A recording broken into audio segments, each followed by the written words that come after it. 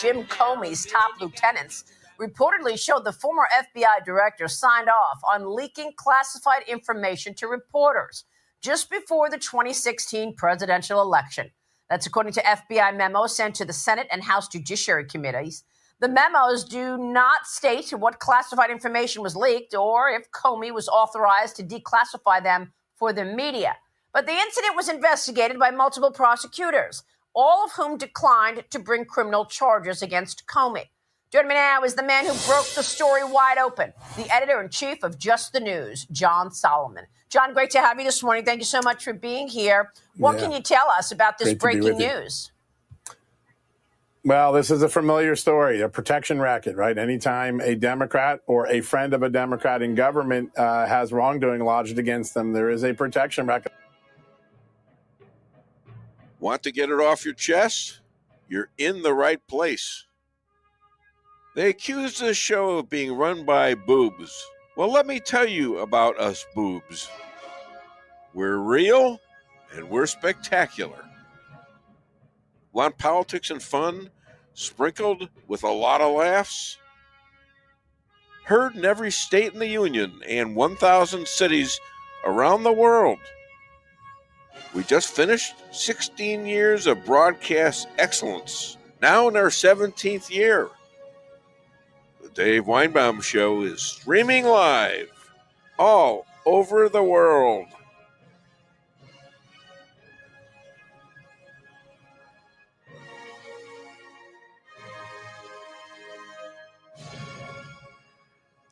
Took Lisa to St. Louis Tuesday. Met my daughter Amy and ate at Charlie Gito's on the Hill. Great meal. We were invited to go to a Cardinal game by our Schwab team, which consisted of one guy. And I had a lot of prep to do for the show here. So Lisa went shopping on Wednesday.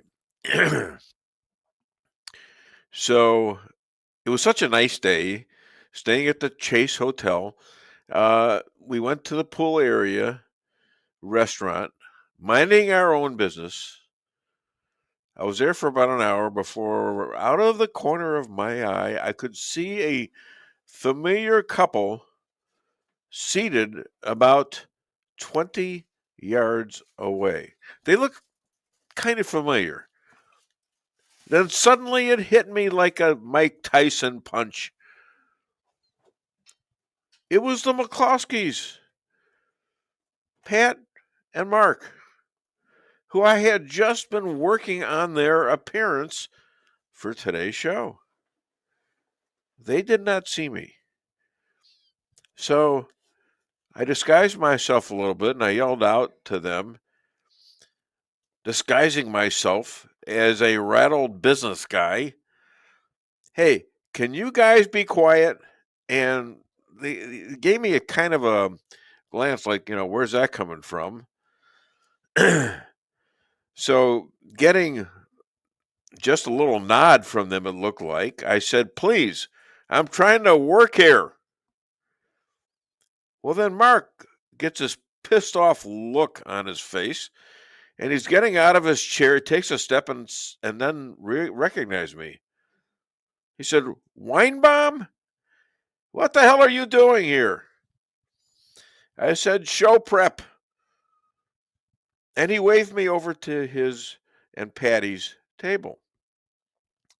I showed him how weird this was, as I had just finished off their particular spot on the show.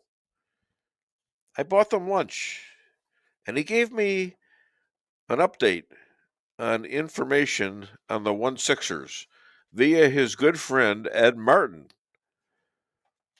And Mark's phone calls to Pam Biondi and Judge Janine. He and Pat will be on at 9:30 this morning to keep us all up on what's happening to the 1-6ers, and it's a huge, huge story. Around the time that the Justice Department, the Trump Justice Department, discovered this evidence, James Comey had testified that he and his top lieutenants weren't leaking. The Justice Department knew that to be false. They had evidence that Comey authorized his chief of staff, James Rabicki, to allow his chief counsel, James Baker, to leak a classified piece of information, actually two pieces of information, to the New York Times back in 2016. Baker acknowledged it, admitted it. So you had an inner circle player inside James Comey, inner circle, that could say there was a leak of classified information. It was authorized by James Comey, and it did contradict James Comey's testimony to Congress, and they took no action. It's a familiar vein. It doesn't matter whether it's the Clinton Foundation, the Clinton emails, the Hunter Biden tax problems. Every time agents tried to bring legitimate cases against people, they got shut down. It was like the steel curtain of politics. We're back and we're just starting the show. Yes, it's a little cold out. It was up like in the upper 40s today. And it's going to warm up, but you know what? I'm feeling a little chilled. So I wore my Trump hat from 2020. Okay. And I'll take it off soon because I'm starting to warm up. Warming up to the show. That's what I'm doing. That's what I do in my monologue. I'm warming up to the show. And hopefully we have a lot of listeners out there. Call your friends if they're not listening, because it's going to be a great show, I believe. First, let me welcome my wife, Lisa Weinbaum. Good morning, darling. Good you morning. Look very nice today. Thank you. Did you come up with 3 things? Not yet. Jeez.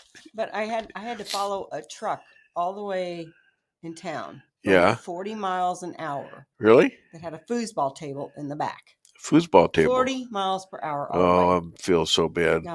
Did you get his license? I'll call him and berate him. No, I won't. No, I won't. I'm sorry you couldn't figure out how to get around the truck. I'm just painful. Sorry. It's terrible. Oh, I agree. Anyways, we've got JP, the producer of the show. Hi, JP. Good morning, everybody. That's JP Maxwell. As long as we're being forthright about who we really are. Rick Henderson out there in Have we ever Salem. Been incognito? Say what? Have we ever been incognito? Incognito? Yeah. There's plenty of times when I'd like to be. Uh-huh. Yes. So, in fact, I hear it's a good place to go, incognito. Is that right next to the Bahamas, isn't it? Incognito? It's called the one Bahamas where they lose all the planes and everything because they're incognito. Anyways, JP, Lisa, This doesn't and bode well for the show. I know. This doesn't bode well at all for the show. And we have Rick Henderson out there in Salem, Missouri, who does all the bits and the clips. He's a big help to the show, and it is Labor Day. You know, at one time I thought that was when women commonly had a baby, Labor Day, but it's not. But it's not. No, I mean, you know, I'm a little silly, but, you know, there's things that I don't know. A lot of things I do know, and a lot of things I don't. And so Labor Day, what is that? That's a celebration of birth. That would be one very busy day. Well, it would be. Celebration Yeah, of come to birth. think of it. It would be. It doesn't make a lot of sense, but you know. That's quite a different interpretation. Yeah, it is, isn't it? Yeah. I'm good Are at. you trying to change the holiday or? No, it's for the workers. Come on. I love the workers. Yes, and we reopened one of our restaurants. Wait, let me get into the stuff we got. Who's on the show? JJ Bradshaw going to be on in a couple minutes. Rabbi Moshe calling all the way from Israel at 8:40. We got to find out what the hell's going on there. There's a lot of stuff. The McCloskeys, as I mentioned, they're going to be on at 9:30. I think, yeah. Joe Severino. He is running for governor of Illinois. How about that timing? Right after they got both the mayor of Chicago, Benny Johnson, and the governor, J.B. Kritzper, whatever his name is, Pritzker, and neither one of those guys want to help the black part of the city, the South Side, where I was born and raised till I was 7, and stop the killings. Stop the killings of the black kids mainly, and they're killing each other. They don't think that's a big deal. They must think that black lives don't matter. That's what it sounds like to me, because Trump now has fixed D.C. So, okay, and then we've got Chad Stewart, 10:30. All right, he's coming on. He's from the book and movie writing company, and that's called Britfield. Yeah, Britfield. Yep. Britfield.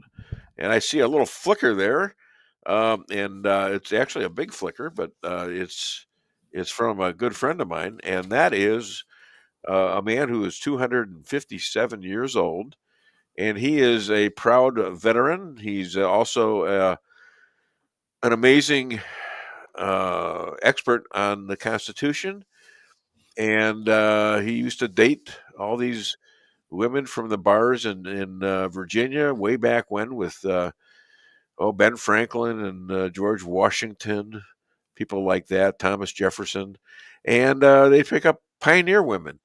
But he is here right now, and he is a great man. Please welcome all the way from Rolla, Missouri, John Jeffrey Bradshaw. Good morning, Dave. JJ, you were 20 seconds late. I'm terribly sorry. I will try to do better. I guess I forgot to send you the notice. Yeah, well, it's okay. I suffer from Alzheimer's disease as well. There you go. Bingo. It's not an issue. Say, we've talked about Jews and Gentiles, you and I, for decades now. And now we got a shooter in Minneapolis that decided to go against the Catholics. I'm sure that if he was not a Catholic, he'd go against some other Christian outfit. But let's take a look at this guy. He was clearly mentally ill, a man wishing to be a woman. His mom said he changed his name to Robin a few years ago. So, why do we have this flourish of these people coming out of the woodwork? It really does go back to the 1960s. And I remember the 1960s with some disdain because of all the unrest. But late in the 1960s, our federal government, being run by a bunch of liberals, decided that it was against the civil rights of insane people to lock them up in asylums. So what'd they do? They let them out, and they closed the asylums. Well, those folks, now remember, this is the 1960s, those folks procreate, and in doing so have created a generation of defective folks. And where are they? Well, they're sleeping in mom's basement, or they're sleeping on the streets, but they're clearly insane. And we do nothing about that. We say, gee, this is the way you want to live your life, go ahead. This is what produces people that go and shoot up a Catholic church full of children, or shoot up a synagogue, or kill Israeli ambassador employees right in the middle of Washington, D.C. These people think it's okay to kill. And that's a sad commentary on our society. We brought it on ourselves, though. I thank the Democrats for that, for releasing all the lunatics from the asylums in the guise of their civil rights. Got news for you, folks. It is not your civil right to come and attempt to kill me.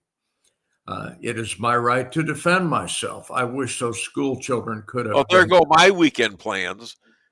Well, damn, Dave. Maybe you ought to get together and have a beer. I don't know. You're not trans, are you? Isn't that a shame that in this country that is so blessed with freedoms and so blessed with an abundance, that we have lunatics like this running around who are capable of killing? Okay, what comes from the left? It's predictable, Dave. You can say the words as well as me. They want more gun control. They want to take the guns away from the law abiding, it gives them an issue, so that the lunatics can't get them. It gives them an Yeah, issue. they're desperately. Okay, and that issue has always been guns. Why? They want us to get rid of our guns so they can dominate us. It's That's purely absolutely purely right. simple. It's all a power play. Yeah. Moms Demand Action, they've gone through several name changes over the years, but they're a big, let's take away all the guns, folks. We're just howling the other day over this. Oh, we got to have gun control. Right. How about, since we turned the lunatics loose and are allowing them to run rampant on the street, how about we put some retired military, some retired police in the schools to protect these children? Sure. How about that? And retired policemen, for that matter, too. If you take a look at Israel, they won't increase the amount of police. They ask them direct questions like that, and they say, "Well, we're going to do this and we're going to do that," but they ignore the question about more police, 5,000 more police.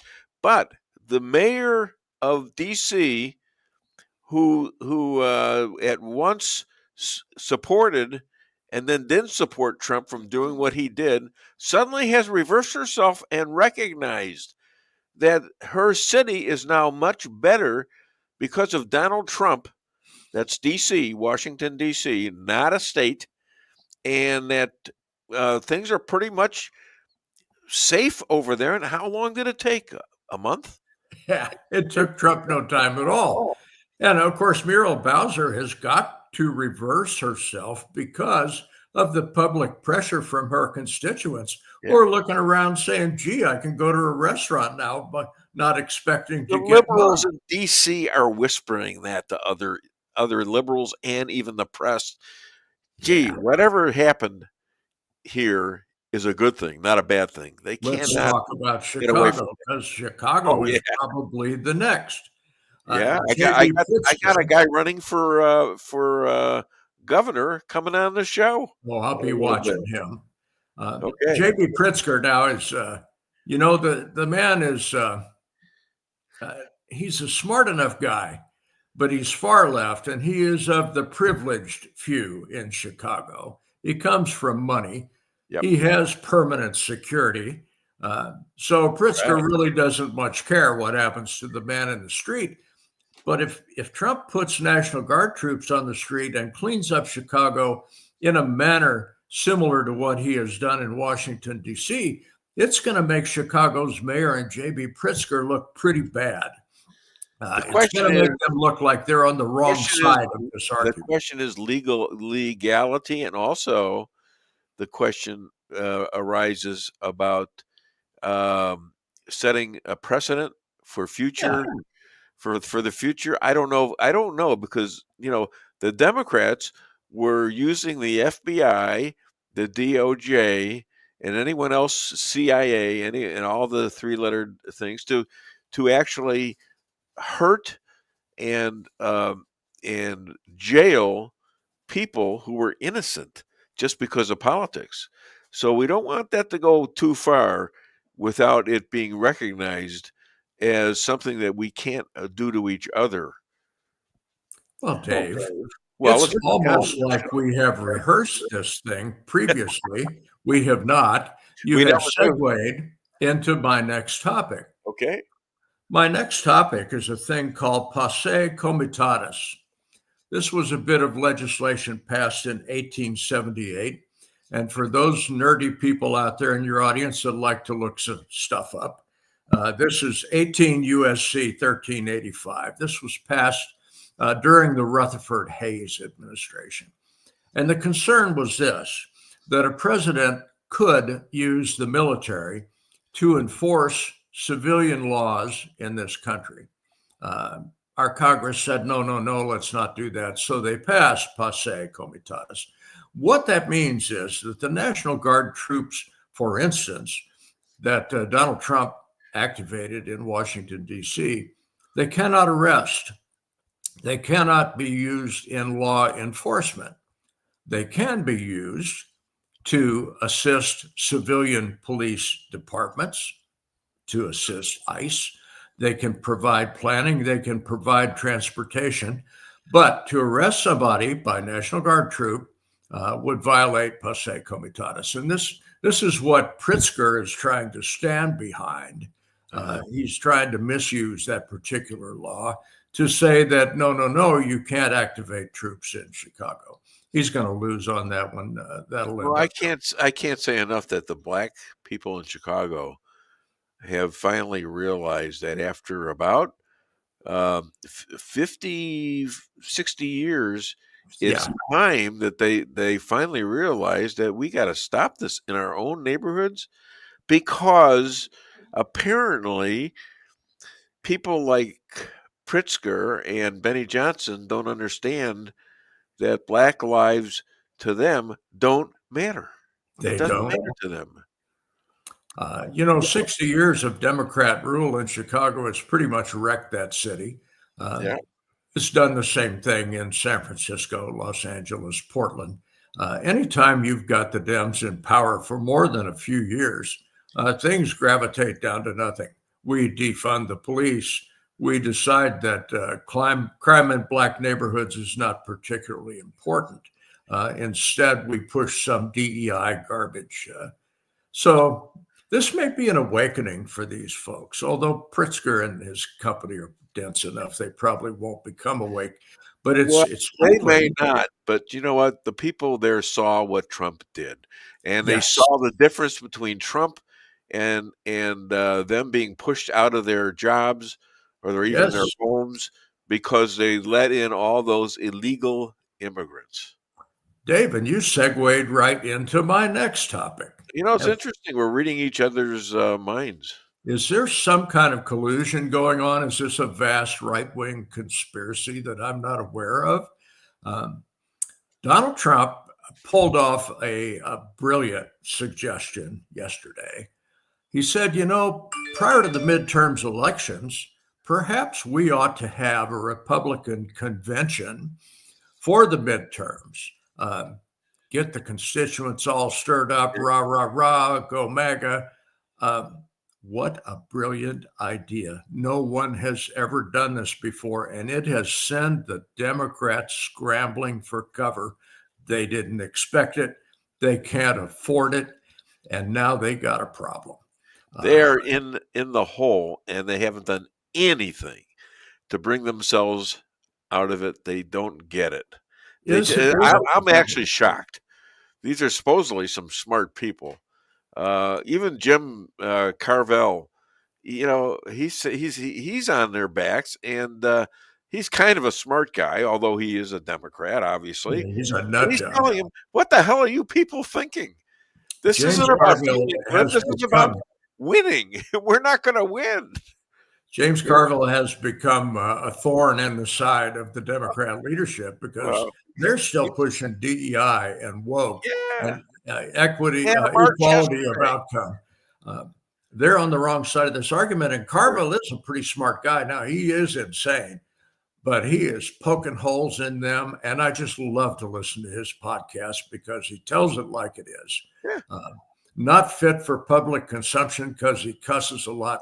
But the fact is, the man's right on target. The Democrat Party is arguing in because they've gotten behind the wrong arguments. Carville's on Fox a lot. Well, yeah. I mean, he helps the Republican Party immensely.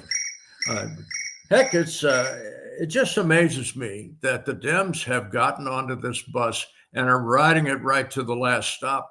And it's clear to anyone who's a thinking individual, this ain't the way to go, boys. You're riding a sinking ship. So let's talk about, for a moment, D.C. again. Sure.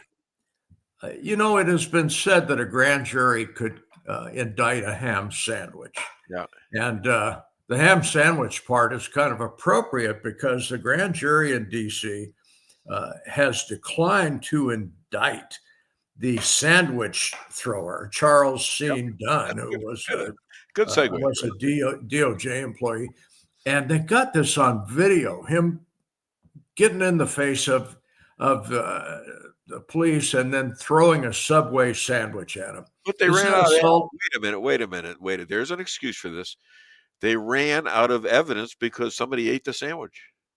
Oh, well, the problem is it wasn't a Big Mac. He'd have eaten the damn thing. Instead, he threw that nasty Subway thing at him. But yeah, now this tells you something about D.C., though, is that when they have video evidence, which was provided to the grand jury members, they refuse to indict, saying that, well, this is a little bit ridiculous. Well, I may agree. They were charging felony that would have probably been dropped to misdemeanor. But the fact is that the D.C. grand jury would not indict. Says some bad things about D.C., about the people that live in D.C. Well, okay. They're like 95% of them are Democrats. Of course. What do you expect? We spoke about Carville a few minutes ago. Let me pop a statistic on you. Okay. The Democrat, no, I double-checked. In your house or what? I'm getting some text messages from people telling me to shut up and go away. Is that true? Yeah, I get that. It's hate mail. I don't care. Go ahead and hate. Haters will hate. Yeah, well, we both got that. So yeah, don't show up in my house. Bad things will happen. Yeah, exactly. So I double-checked this. I did get a second source on this.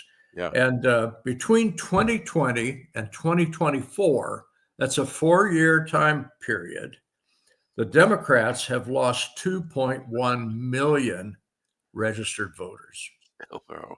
During that same time frame, and this is as a result of Donald Trump and J.D. Vance and other folks that are patriots, the Republicans gained 2.4 million registered voters.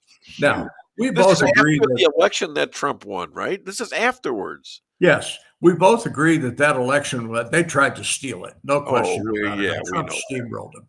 We got the midterms coming up. Yeah. And with a gain of 2.4 million voters, if these folks actually go to the polls and vote, we've got the midterms in the bag. Now, Trump holding a Republican convention should only improve those numbers. It should bring out some rah patriotism in those who might otherwise be undecided. The Democrats are going to go crazy again. You know, a lot of them have been indicted and probably will be going to court and may just get what they deserved, jail time. And they're scared to death, a lot of these people. So who knows what they're going to try to do to get them out of trouble, or are they going to start leaving the country? And I think some of them will be.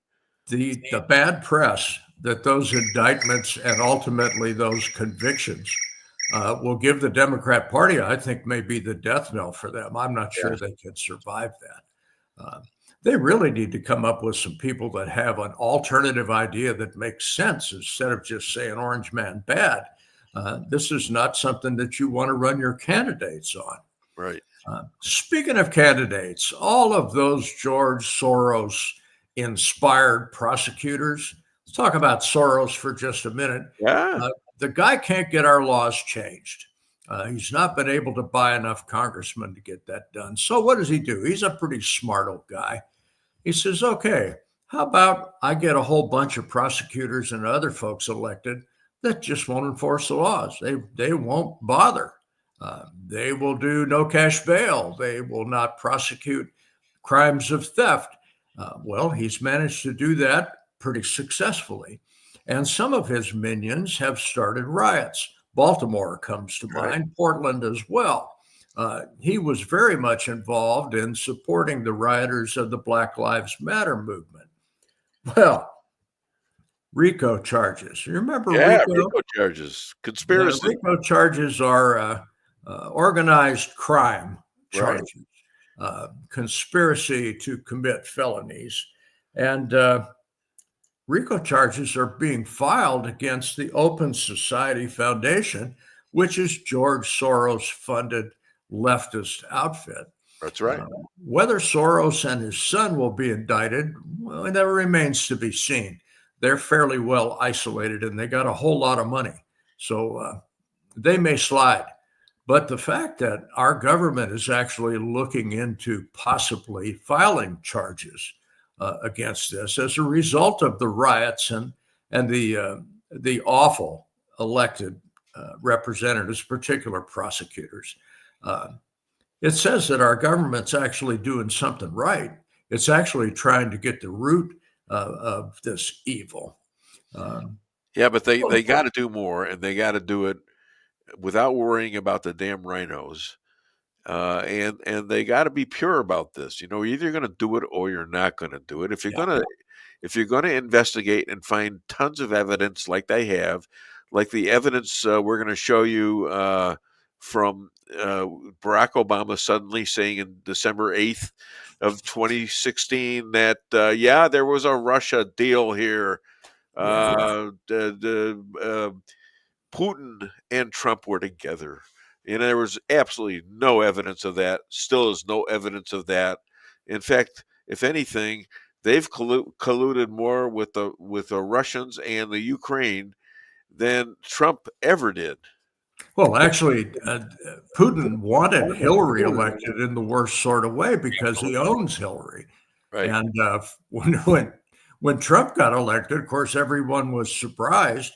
I'm sure Putin was as well. Probably. But, what these folks have argued is what Democrats always do. They do the dirty and then they accuse you of doing it. And they do the opposite of what comes out of their mouths. So Russia was not in support of Donald J. Trump. It was in support of Hillary Clinton. Yeah. They wanted her elected. They own her. They've got the dirt on her. And when Trump got elected, I'm sure there were people in Moscow that were having serious bouts of hemorrhoids. What are we going to do now? Dave. Okay, give me your last deal here. Your last shot. You couldn't write this stuff as a novel because people would say, nah, that couldn't possibly happen. But, you and I have been labeled as right-wing lunatics who believe in conspiracy theories. And lo and behold, over the past few years, our conspiracy theories have proven to be right. We have 100% right.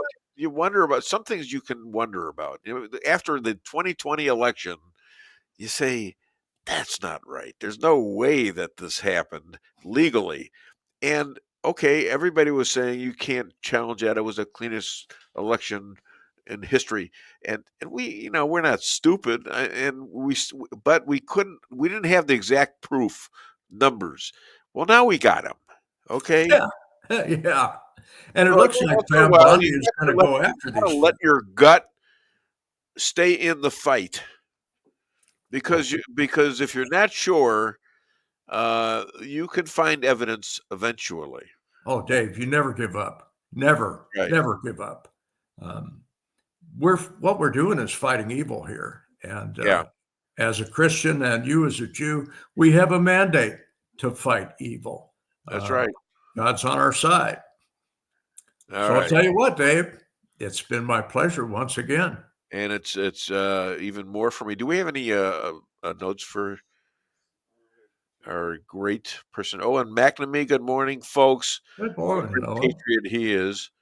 He helps push my show on X and on Facebook.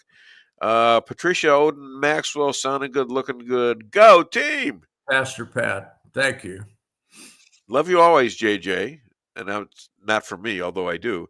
Always do a great job on the show, and that's from Pat Odin. Pastor Pat is my friend. Thank you. Bless you. All right, ladies and gentlemen, let's all hear it for John Jeffrey Bradshaw. Thank you, Dave. Get one more in here. Good morning. It's from Shannon Reed. Good morning. Glad it's Friday. Glad it is time for Dave. Well, thank you so much. And Roy Maddox. Good morning from Oklahoma. Good morning, Roy. Oh, they keep coming in for you, JG. I don't know. Anyways, have a great weekend. Thank you, my friend. Good. All right, thank you. Okay, now we're going to take a commercial break, and we got the Rabbi coming back on. And I think at 9:30 we got McCloskey's, right? Okay, let's hit it. Your home is your castle. You don't need unwanted hassle. Don't let those creatures move in to stay. Let us protect your investments. That's what we're all about. Plank Termite and Pest Control will save the day. Plank is locally owned and family operated right here in Rolla, a Google preferred business. Our customer service and your satisfaction is our number one goal. So call Plank today at 368-3333. Plank Termite and Pest Control will save the day. Honey, what are you doing? What does it look like I'm doing? It looks like you're filling up a swimming pool. Yep, I'm filling up a swimming pool. In our living room? How else am I going to watch the game and stay cool? If your AC is on the fritz, call Hartley's Climate Control. Hartley's is the area's best in HVAC repairs, installs, and maintenance. Knowledgeable, honest, and dependable. Serving Rolla and the surrounding areas for commercial or residential needs. Hartley's Climate Control. Community born, community raised, community serving. Call Hartley's Climate Control today at 573-368-3163.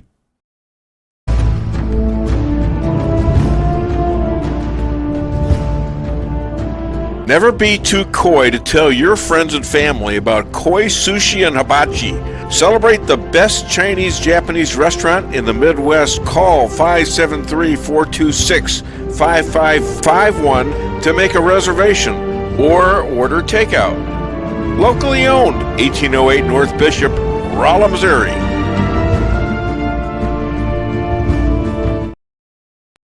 We can sum up McDonald's new crispy chicken sandwich in one word.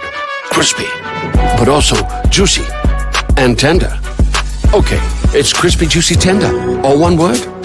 But then, also pickle.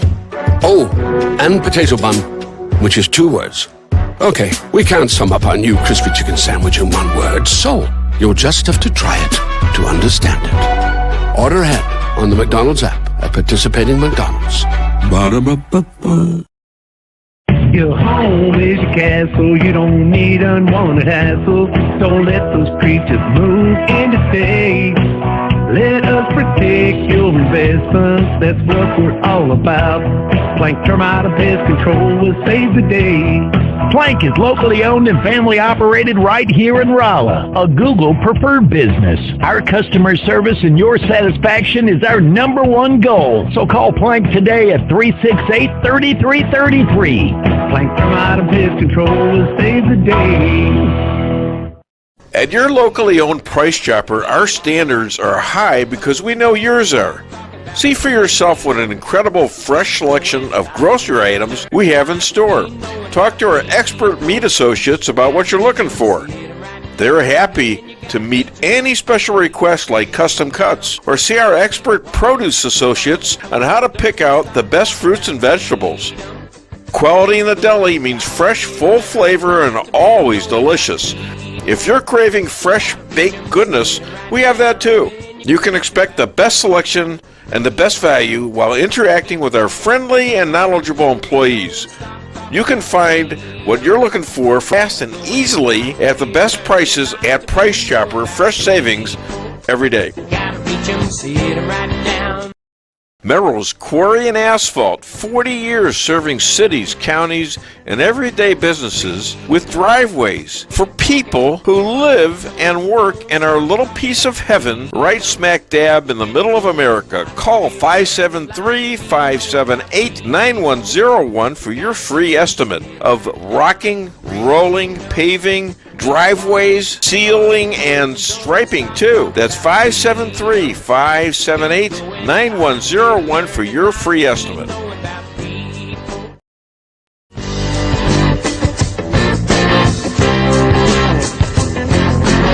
A-Car Real Estate, where experience matters. 532 million sold since 2003, the number one sales volume in Phelps County.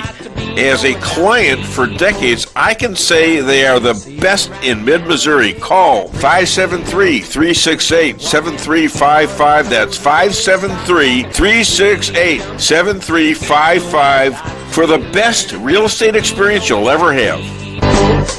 Gotta reach 'em, see it right now.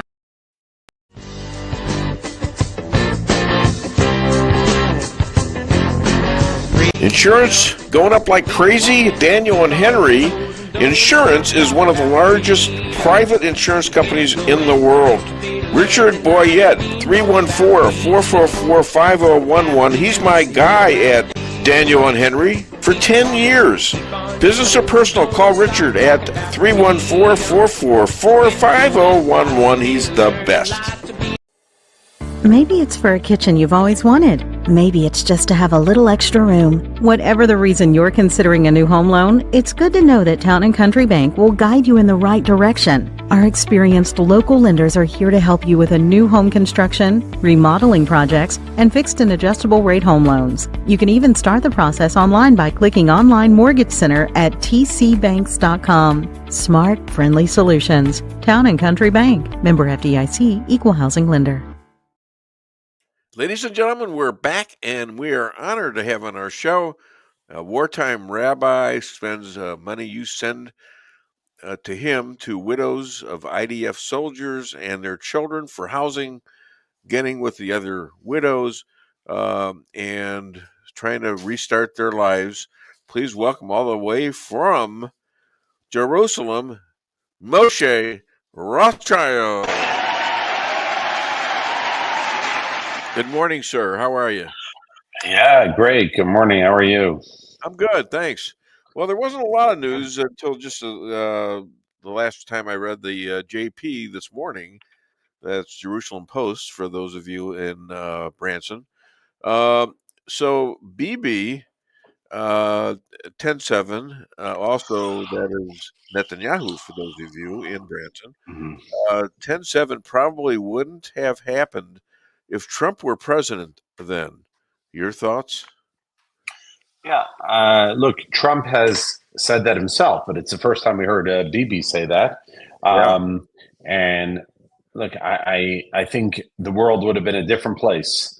The Abraham Accords would not have stalled. And I don't think that Hamas would have had the motivation to attack. Of course, they did it because of Saudi Arabia is one of the reasons. They didn't want them to join. But the momentum was there, and it would have continued. But then it stalled when Trump lost after his first term. And I think he's right. I don't think he's wrong about that. Yeah, and but it all depends on how stupid and crazy Hamas really is. I mean, there are plenty of both. I mean, look what they did. Fully knowing, see, I don't think they got it. I don't think they understood what the extent of this. Israel was going to be in what they did, and they should have had that knowledge. It should have been done a long time ago. The first time you attacked, you should have nailed them, and we've had that conversation before. But you wonder, stupid is as stupid does, and they're stupid. I can't imagine them. I mean, I'm talking about relative to surviving, even or all the children that they claim is killed, some of whom were kept under hospitals and things. Well, you know what? It's also because we come from the perspective that survival and life and even money and power have value. Yeah. They don't see life having value. They don't see money or power. Because they see in their twisted faith, I'm not talking about Islam now, I'm talking about the jihadis and their twisted faith that this is ideal, what they're doing, sacrificing their lives, giving up everything, their money. Now, did they think it would go this far? I don't think so. I don't think they thought Israel would retaliate for 2 years. They never would have. Yeah. They never would have imagined that, but still, at the end of the day, they're not. There are segments of Islam that are very friendly to you and are actually citizens and IDF soldiers for Israel. Yeah. Look, there are plenty of soldiers in the army that are not Jews.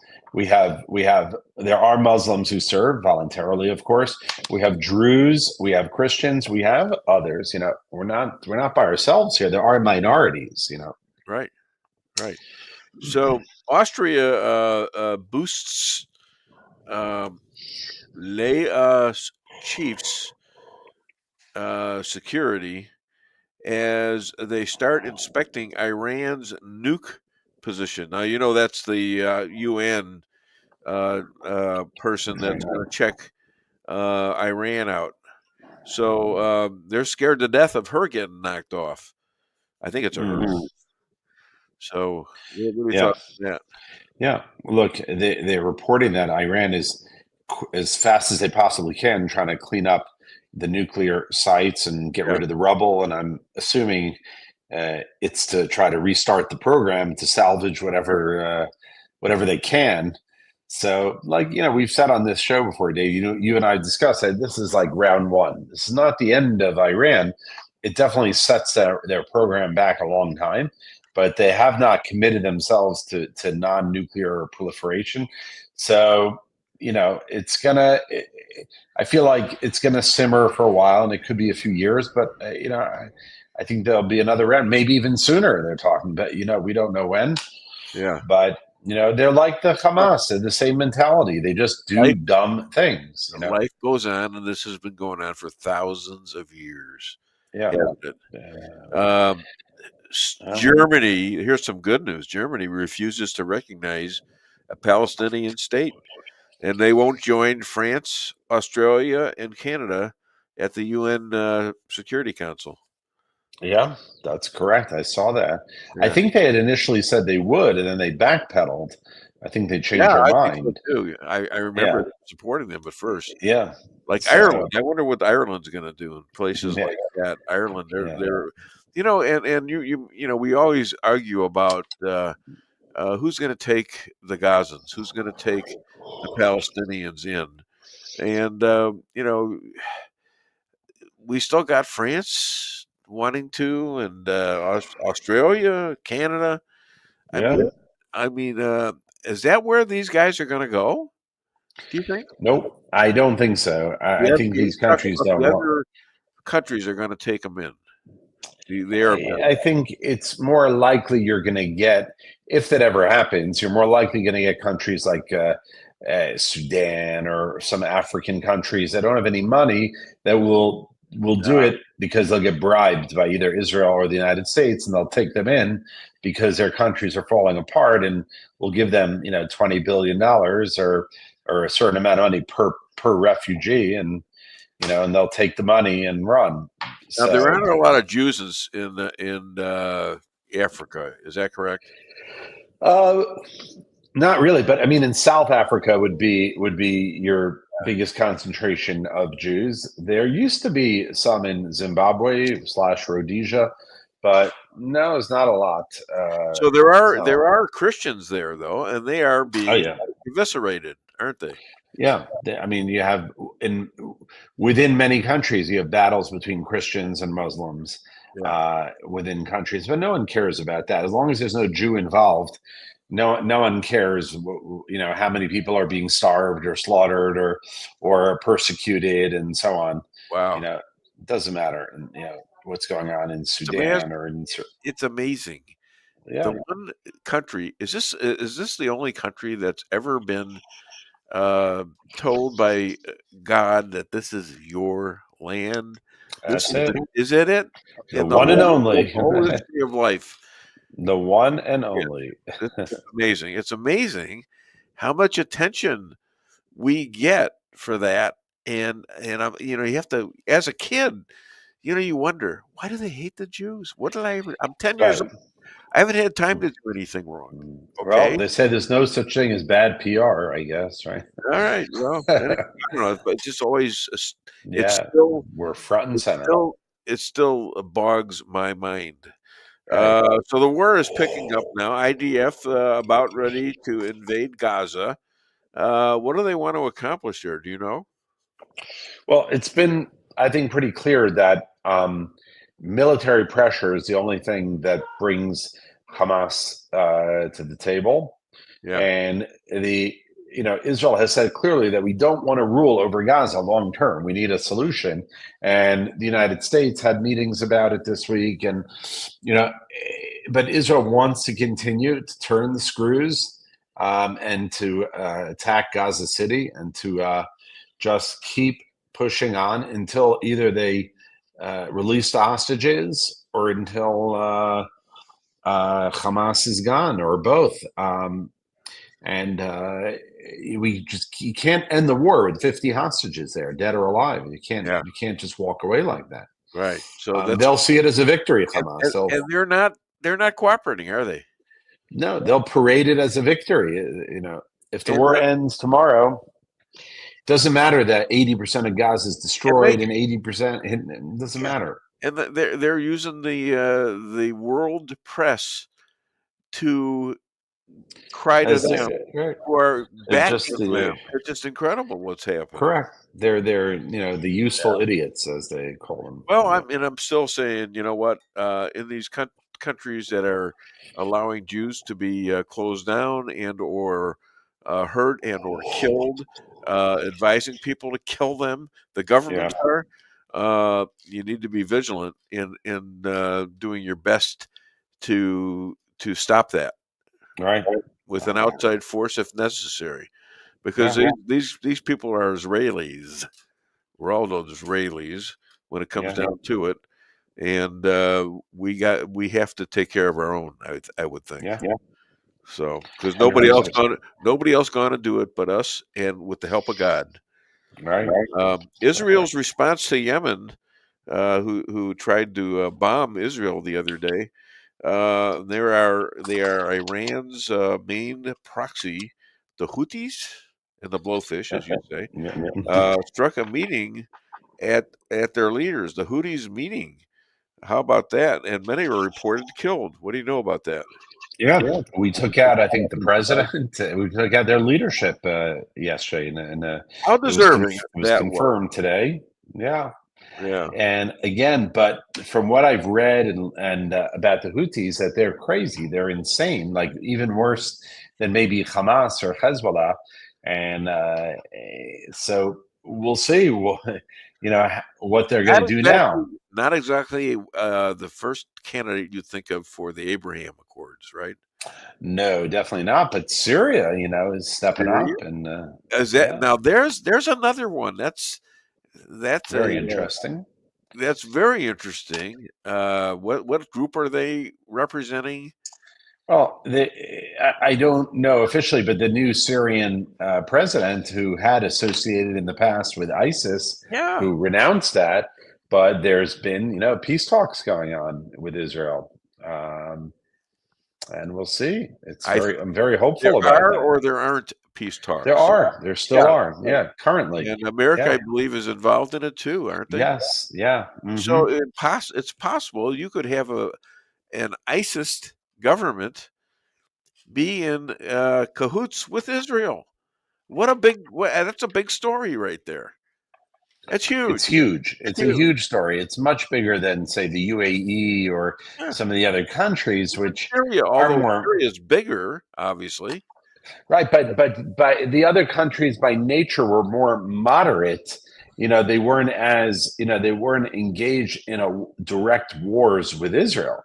There's a big difference. Syria, we've been in wars with Syria in the past, and so it's a huge step. So J-Post also puts out Netanyahu and Dermer, your buddy Ron. The UN Security Council is in the dark on the Gaza plans. So why are we going to tell them anyways? I think they're part of Hamas. Right. I don't think we're going to be reporting the plan, to Fox News anytime soon, but or any media outlet. Quiet. Tell me. I won't say. I won't tell anybody. Yeah. So it's like a football offense telling them what plays you're running. It's not going to work. All right. What kind of rabbi rants or scoops do you have? I have to say, let me think for a second. I don't want to mention that one. Come on. Get away with that on this show. Come on. I have you. You're the insider on Israel and the Middle East. Say that there were Christians, Jews. Come on, man. Yeah. Well, there was a letter that came out signed by 80 rabbis which basically was very controversial, and that they were Orthodox rabbis, and they Wait seemed. just 1 minute. This was my last question. Why are so many religious rabbis against the war? All right, it's not so many. It's 80 does sound like a big number, but most of those live in America. Yeah. And most of them are very, very left-wing to begin with. They're from very left-wing seminaries. Yeah. So it's hard to take it too seriously, but it did cause a bit of a stir within the Jewish community, and the responses have been very strong. If you follow me on Facebook, I probably shared 4 or 5 different very strong responses to them. And one thing I have learned about Facebook, social media, is that I think it's pretty rare that anyone's minds are ever changed in these Facebook, in social media battles. It's good. You got to stand up. You got to say what you think is right. Now, I'm under no illusion that I think I'm going to really change anyone's mind.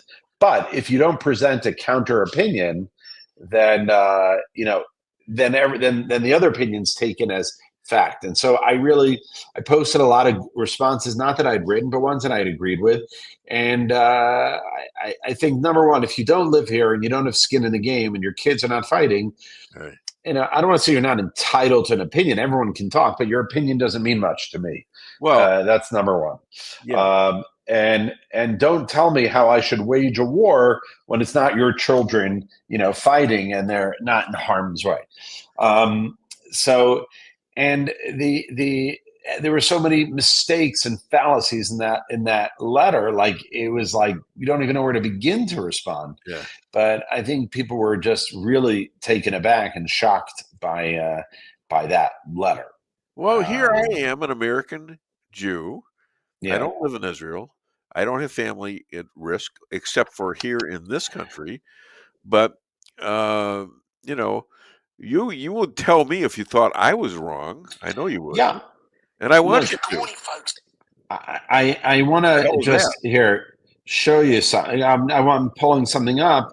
It was a statement made by the actress Mayim Bialik. She was in, she's been in the I forgot what that show, but she's quite a famous actress, and she visited Israel here. Yeah. And she made a statement. I'm just trying to find it here.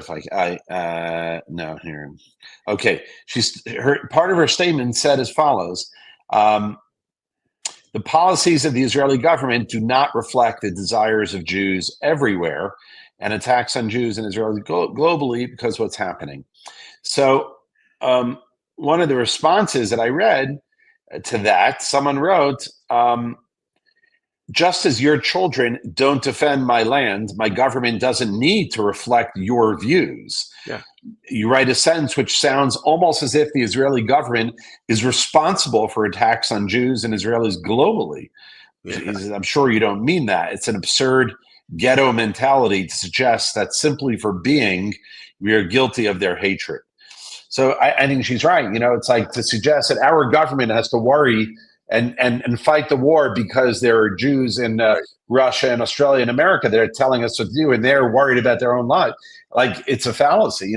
Yeah. Everyone can share their opinion, and it's fascinating, it's interesting, but at the end of the day, the government of Israel has to decide what's best for its citizenry, and not take into account Mayim Bialik, who lives in LA, what her life is about. Oh yeah. So she's an actor too, and a lot of actors are silly. What they're talking about, but they have a big microphone that they can say, and the whole world hears it. Yeah. So I mean, they just because they they're famous doesn't mean that their opinion is carries any more weight than anybody else. Sure. But okay, people have a platform and they like to speak up. Sure. So she was in the Big Bang Theory, that TV show. Yeah, it was very popular. And what you're saying, I don't necessarily. I don't think you're saying that we shouldn't give our opinion, but we I'm should. not saying that at all. Of course you should give your should opinion. Maybe study more about our opinion. Yeah. If you read a lot, or if you do a lot of work, even if you're in the USA, even if you're in showbiz, you can get some of those facts and get both sides of the story, at least. They're out there. Make a judgment. Right. I think what Mayim Bialik said, what crossed the line, was saying that the Israeli government should make decisions based on her sitting in LA. Ignorance. That's a sign of total ignorance. All right. It's not an issue. Everyone should share their opinions, and everyone has the ability to weigh in. But at the bottom line, the government has to decide what's best for the people living here. So now I will give my opinion, but only after asking a lot of questions, so I understand what the positions are. Right. So other than Dave Weinbaum Show, where can the people buy your book, which is Secrets of the Hebrew Bible? Yes, we got a sale last week, by the way. Oh, I think it came from the show. I think so. secretsofthehebrew.org. You can grab yourself a copy. All right. And our website is israelalliance.org, facebook.com/Israel Alliance. We'd love to hear from you.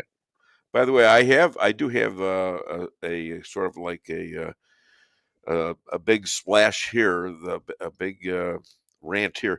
A group of rabbis have gone high tech. You can reach them by calling their emails. What do you know from funny, you bastard? You did it! You got it all at once. All right. Rabbi, Shabbat Shalom. And all right, guys. Shabbat Shalom. Hi, everyone. Email? Okay. All right. My Bye, wife, everyone. She doesn't know what a moil is. I do too. You do not. Yes, All I right. do. Thank you, Rabbi. We didn't even give him any applause. Oh, my God. I insulted him, I guess. I don't know. What are you giving applause for? You're too late. Yeah, okay. Thank you. Is that for me? JP? Anyone? All right. All right. I want to play something funny, damn it. Wait a minute. It's still sorority rush time. We've got to help them out. So we need to get the that going on, because that's going to be gone in a little bit, and we're not going to have that anymore. And it's going to be, by the way, if you want to call the show, it's 573-578-2700, or you can also reach us on YouTube, Facebook, X, and on Rumble. All right. Okay, and next coming up is Mark and Patricia McCloskey. This should be interesting. And he's, you know what? We laugh a lot. I mean, this guy's a funny guy.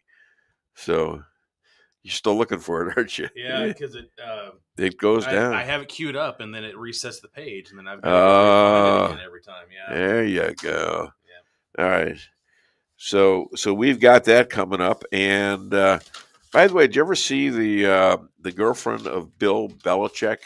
Mm-hmm. Used to be with used to be the head coach. Won more Super Bowls than any head coach ever. Incredible. Well, now his girlfriend, she's 24 years old, and she's pretty savvy. Okay, and she's worth a lot of money. She's worth at least $8 million. And they call her a gold digger. Mm-hmm. Well, they just now formed a company called Gold Diggers. And it's great. Here it is coming up. Way to play off that. Gold Diggers. It's amazing. And she is one probably. So what though? No, I got to ask.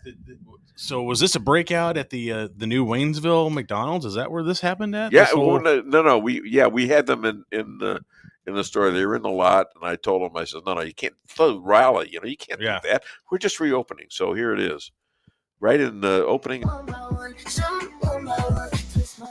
Goes like this, start with a track, eyes on me, watching my back, just like this, kill for the night, doing by then, just keep watching. Goes like this, on from the back, eyes on me, ain't like that, just like this, kill for the night, doing by then, just keep watching. Play that one more time. My wife's gonna. This is cute though. I mean, come on.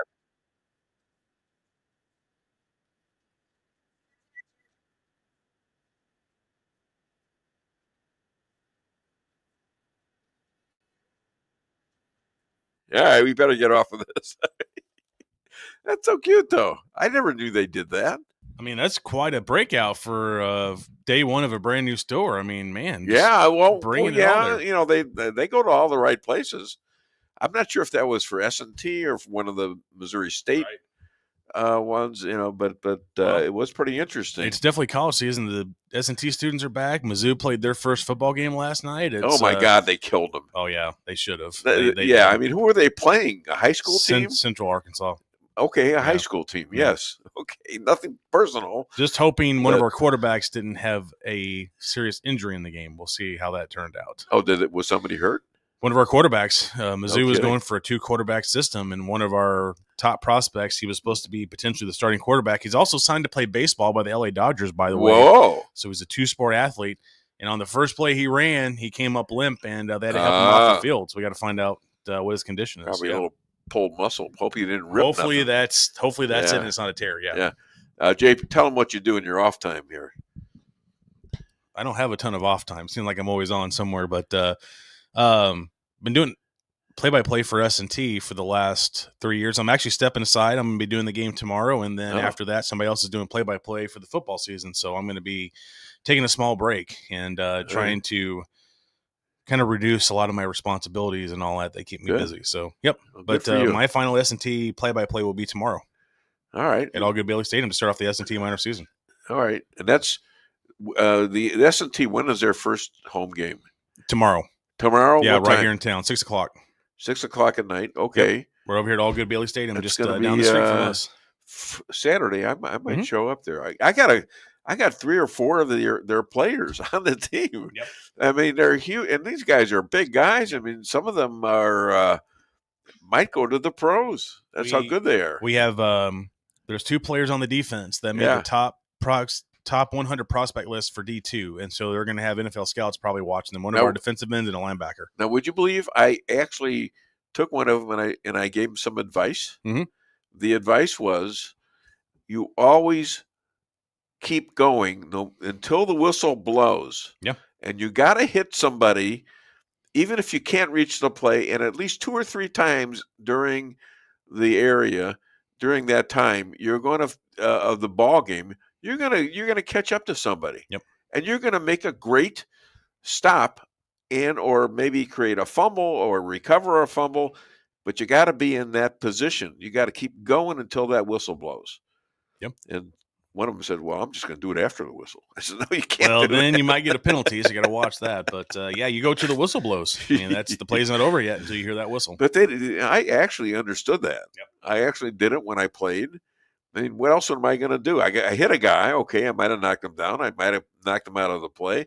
And even if I didn't, I would still get up and run my ass off to see if I could do something else in there. And I wasn't fast, but I had a sense on where the ball was going. I had a sense of where the runner was going to go.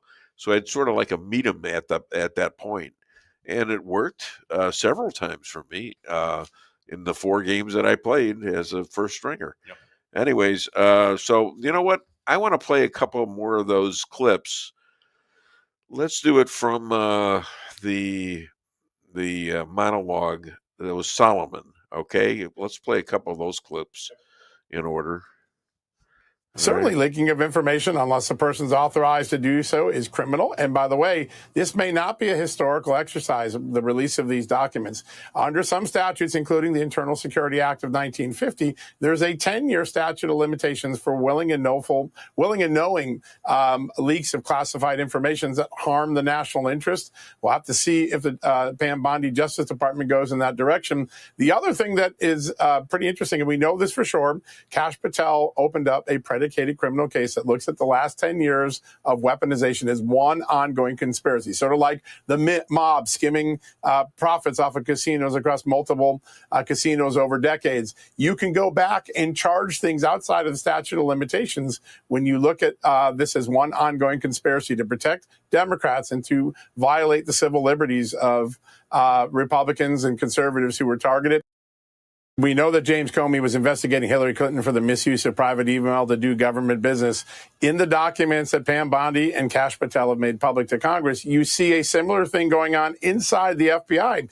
The documents refer to the use of private email by James Comey's chief of staff to try to facilitate an unauthorized leak to media. When the FBI went to try to go get those emails, the U.S. Attorney's Office in Washington said, nah, don't bother. Another example of just turning a blind eye to remarkable things. But the FBI knew that using emails for private business or government business was wrong. And here they knew the FBI was doing the same thing. They gave them a pass. Okay, we're ready for a call. And that is from an old friend. I tend to forget his name. I think it's Adolf. And when was the last time I saw you? Yesterday. Oh, that's right. Darn. You were there for congratulations. You and Joanne were there for the opening of the reopening, I should say, of the new Waynesville store. Great looking store. Yeah, right off of the Fort Leonard Wood area there. So it was good to see you. Good to see your wife. You're both looking good. And I'm still hanging in there. Yeah, hanging in there. That's what you do, you know. So what do you got for me? Well, regarding that, other than your census report, yeah, that's long gone. I hope so. Regarding the school shooting, the latest school shooting. That's Minnesota? Yep. Yeah. I watched, just out of curiosity, I watched MSNBC last night. Yeah.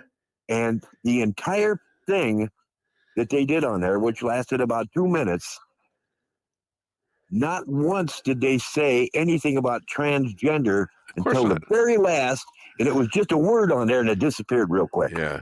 Amazing. Did they talk a lot about guns?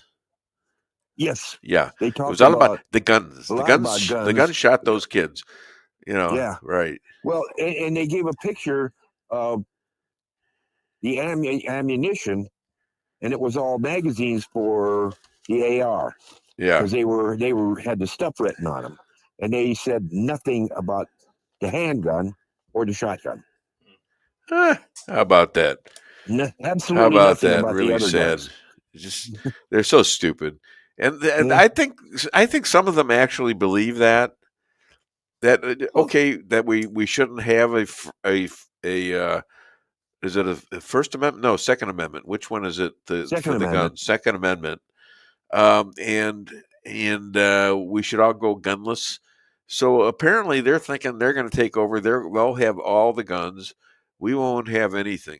That's really what? How many Americans are going to vote for that?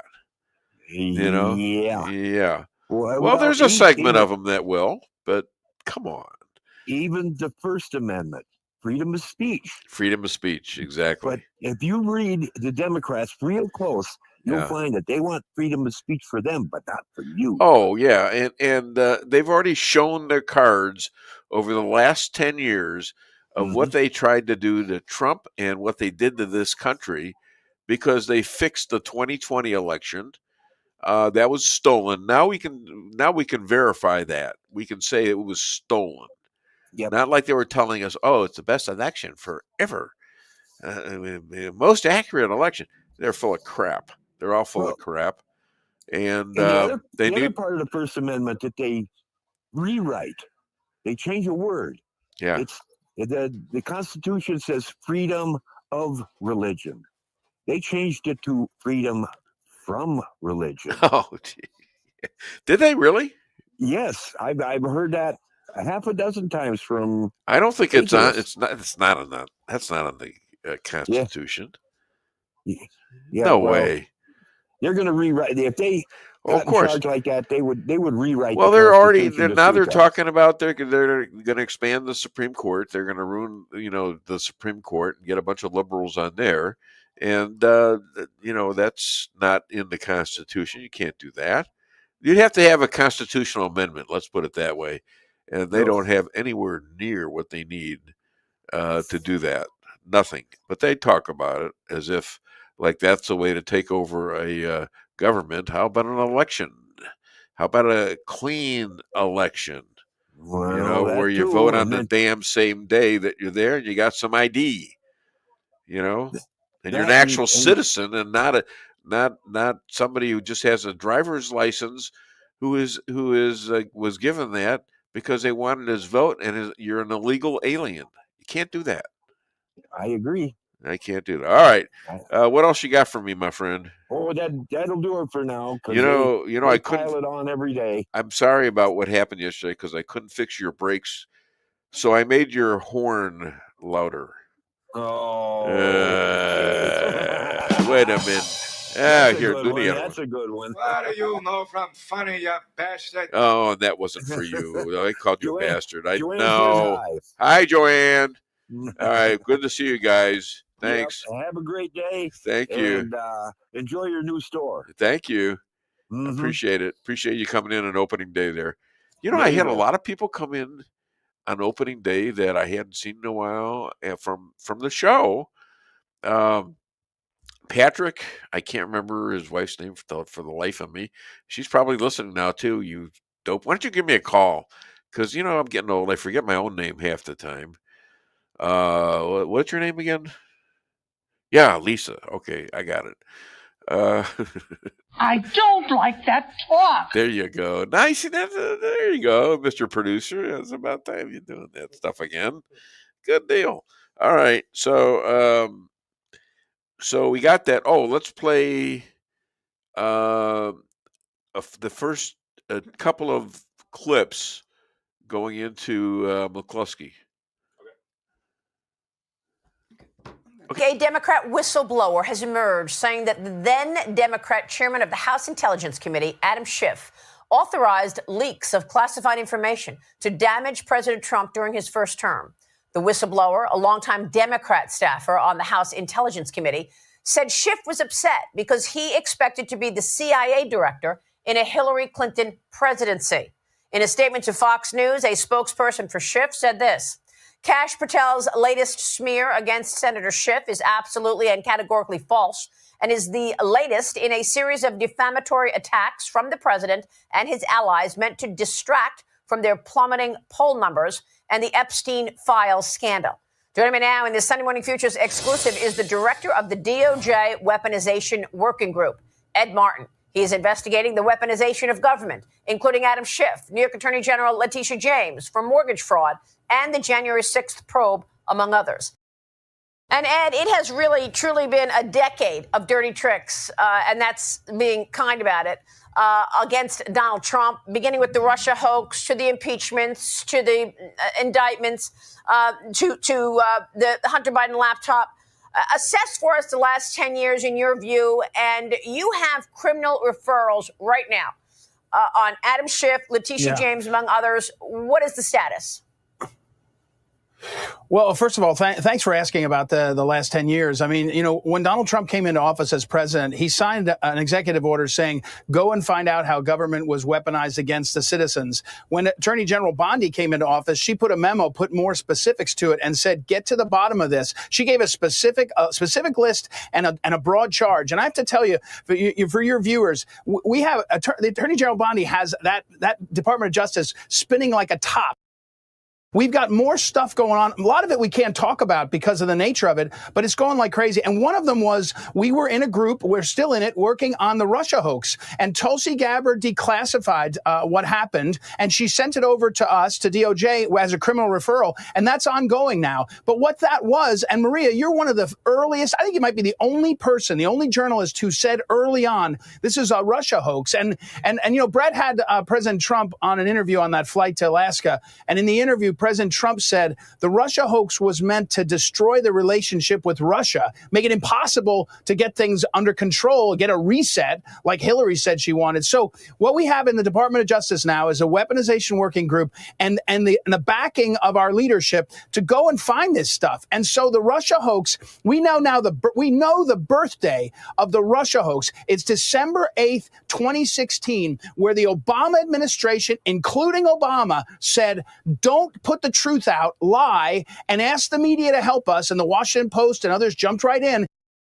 And then we had the Russia hoax that went on for 10 years. And every time they get in trouble, meaning the deep state and others, they throw another hoax out. And all we're doing at DOJ and all we're doing across the government is saying, get the truth out. And then, by the way, let's hold people accountable. And that's exactly what's going on. So when Bill Pulte sends a criminal referral over to us, and he says, Letitia James and Adam Schiff, and by the way, both their lawyers have come out and talked publicly about that criminal referral. So you can talk to them about the specifics, because I'm going to tell you what we're going to do is we're going to follow the facts. Every American has that has a mortgage or has other documents they sign has to follow the law. We're going to go to the very bottom of the facts. And if somebody did something wrong, we're not only going to hold them accountable, we're also going to look at everything else that they've been doing. Because when you're a liar, you lie not just on one thing. When you're a cheater, you cheat not just on one thing. When you're doing corruption, you generally don't just do it on one thing.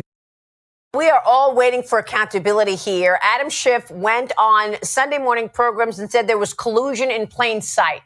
And he was the chairman of the Intelligence Committee, so he had to know better that there was no evidence of any collusion in plain sight. So are you saying that this criminal referral is about something completely different, about mortgage fraud? Are you looking to get him on something other than Russia collusion?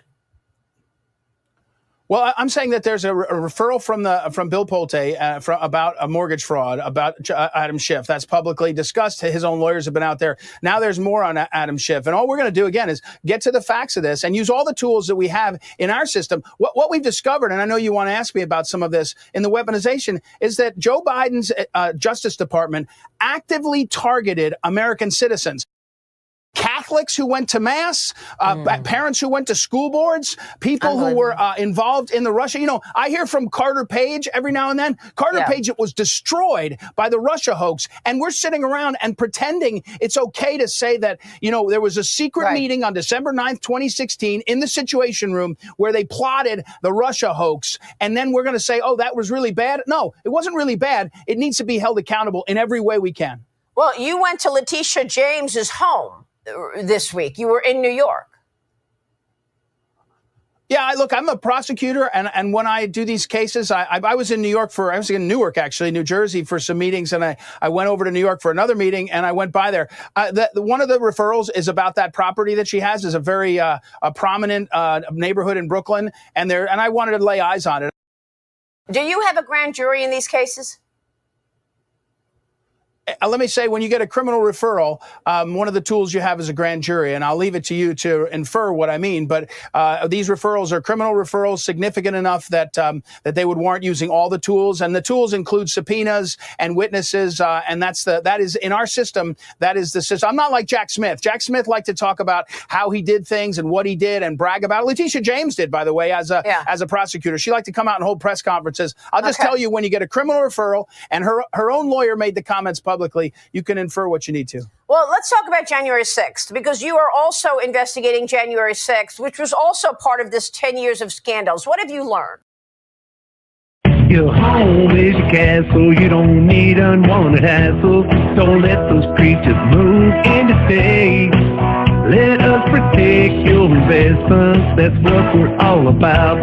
Plank Termite and Pest Control will save the day. Plank is locally owned and family operated right here in Rolla, a Google preferred business. Our customer service and your satisfaction is our #1 goal. So call Plank today at 368-3333. Plank Termite and Pest Control will save the day.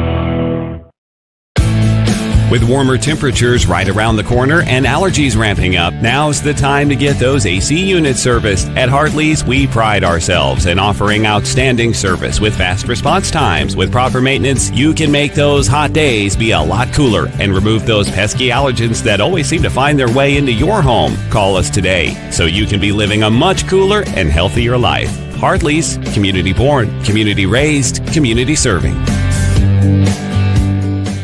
Call Hartley's Climate Control today at 573-368-3163.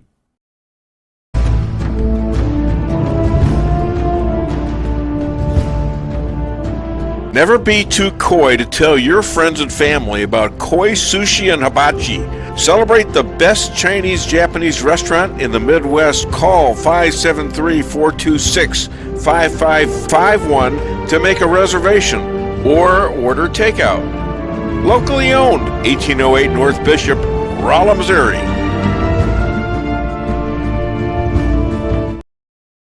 We can sum up McDonald's new crispy chicken sandwich in one word. Crispy, but also juicy and tender. Okay, it's crispy, juicy, tender, all one word.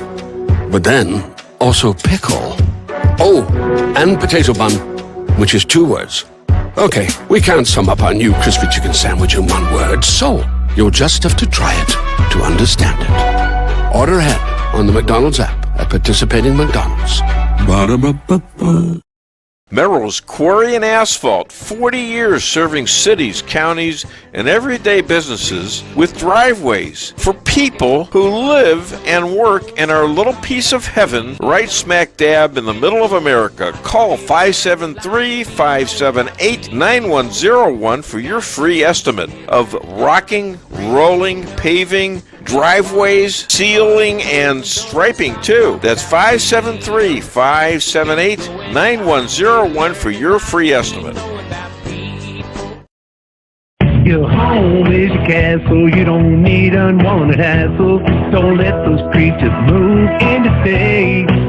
Let us protect your investments, that's what we're all about. Plank Termite and Pest Control will save the day. Plank is locally owned and family operated right here in Rolla, a Google preferred business. Our customer service and your satisfaction is our number one goal. So call Plank today at 368-3333. Plank Termite and Pest Control will save the day. Busy schedule? Let your locally owned Price Chopper help you save time with online shopping. It's easy. Sign up to tcmarkets.com or download our mobile app in the App Store or Google Play. Create an account and browse through the categories and choose the items you need. When you place your order, your personal shopper will get all of the items you've selected, taking the same care you would and following your notes. We offer free curbside pickup, so you don't even have to get out of your car. Start your online order today and no online shopping fee for a limited time. Go to tcmarkets.com or download our mobile app to get started. Price Chopper. Fresher savings every day.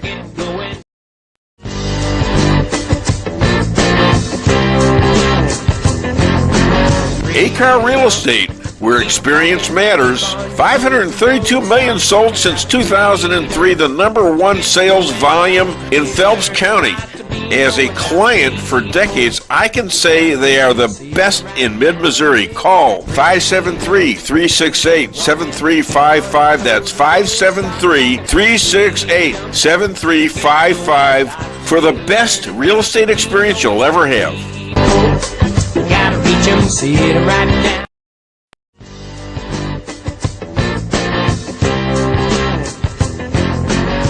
Insurance going up like crazy? Daniel and Henry Insurance is one of the largest private insurance companies in the world. Richard Boyette, 314-444-5011. He's my guy at Daniel and Henry for 10 years. Business or personal, call Richard at 314-444-5011. He's the best. At Town & Country Bank, we are committed to providing exceptional service to our customers. We do more than just provide loans for our community. We help make dreams become reality. Whether it's a new home, farm, business, or a new car, we would love the opportunity to help. Stop by one of our 2 Rolla locations and let our friendly lending team remind you how special hometown banking can be. Smart, friendly solutions. Town and Country Bank. Member FDIC. Equal housing lender. All right, we're back on the show, and right before the McCloskeys come on, did want to announce that Phillips County Moms for America are holding an event tonight. So Friday, August 29th, this evening at the old Matt Steakhouse location. It's going to be starting at 6 o'clock. 12200 Dillon Outer Road, Rolla, Missouri is the address.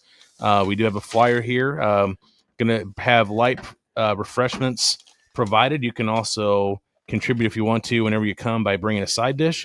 Going to be, this is a group committed to empowering moms, patriots, and also promoting liberty for those here in Phelps County. All right. And we I think they're going to be discussing a lot of current events as they apply locally as to what's going on in our area and addressing how to resolve those items. Thank you. All right. Well, look at that. There he is. 2 of the best and bravest Americans there are. Representing almost all the 1-6ers, please welcome Mark and Patricia. I don't see Patricia, which really pisses me off. She's here. She's just shy of the camera today. You can talk to her. That's fine. As long as she's there, we'll accommodate that, whatever she's doing. But I know what I was promised. That's Mark and Patricia McCloskey, and I did my monologue on you guys because that was the weirdest thing I ever saw, because I was just minding my own business and seeing I didn't recognize you at first. I had to really stare, and when I recognized it was you, what did I do? I screamed, "Hey, keep it quiet down there! I'm working." And I look over. Who the hell is this giving me shit at lunch? I looked over irritated, but you didn't actually recognize me, I don't think. Maybe you just ignored me. But then I said, "Come on, guys, keep it quiet over there." And finally, you were getting up, I think, to beat the hell out of me. And yeah, there you go. See, and he starts, and he takes one step and says, "Weinbaum is gun. He's got this gun too." They just look at it. He's pulling a gun on me already. It doesn't work over the internet. Okay.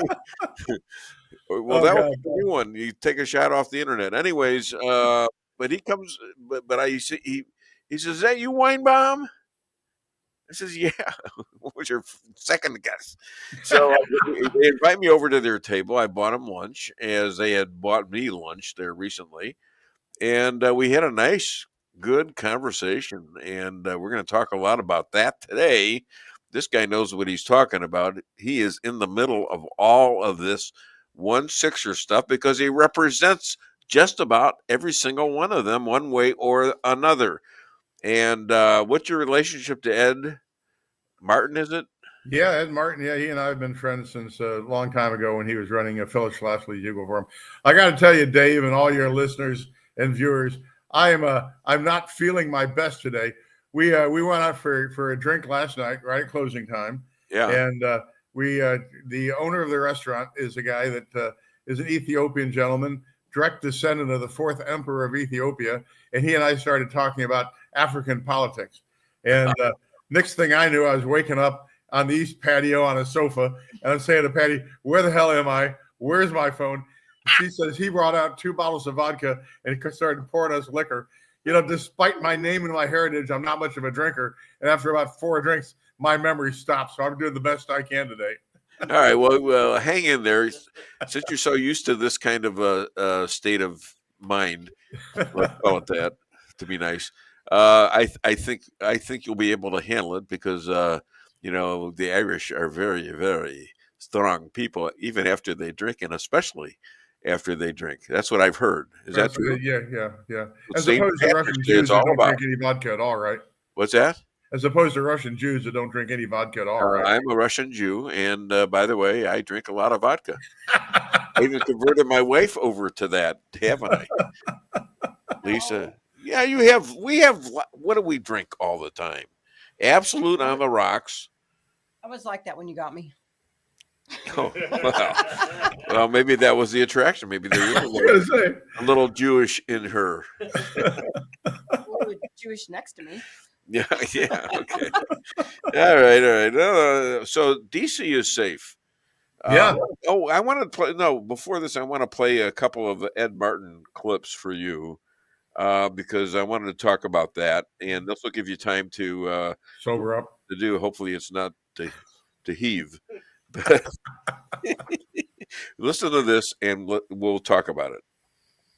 There's a group of us working on January 6th. What we've learned is that the federal government, the Department of Justice, but other aspects targeted these citizens. They basically turned government on to make the hoax work. So I'm not talking about somebody that pushes a cop. That's a charge you can look at in charge. I'm talking about that the FBI and others were putting American citizens on terrorism watch lists. They were auditing their IRS tax returns. They were targeting the American people. They were taking massive amounts of resources and moving them from fighting, child trafficking and fighting real corruption and saying we have to move everybody to look at the Capitol siege. It was a political hoax that was driven by Garland, Lisa Monaco, and others. And what, again, Attorney General Bondi has said is get to the bottom of it. Some of it may not be illegal, but it's some of the worst. In federal prosecutor world, we think about the importance of that role. There's a guy named Robert Jackson, who is the prosecutor guy. And what you see is Lisa Monaco's Justice Department acting in ways we've never seen before.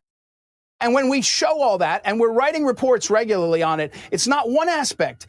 The federal court system was used in a way. The jails were used in a way to punish people. It's foreign. They didn't do this to the terrorists after 9/11, and they were doing it to American citizens. So that's a fulsome investigation on January 6th, and it will make clear the hoax, which is really the 2020 election hoax. We were told we couldn't talk about it because of January 6th. And the whole thing is falling apart, Maria, and it's going to get to the bottom. And the players are always the same. It's always the same. The same people on December 9th, 2016, in the Situation Room in Obama's White House are playing the same game all these years.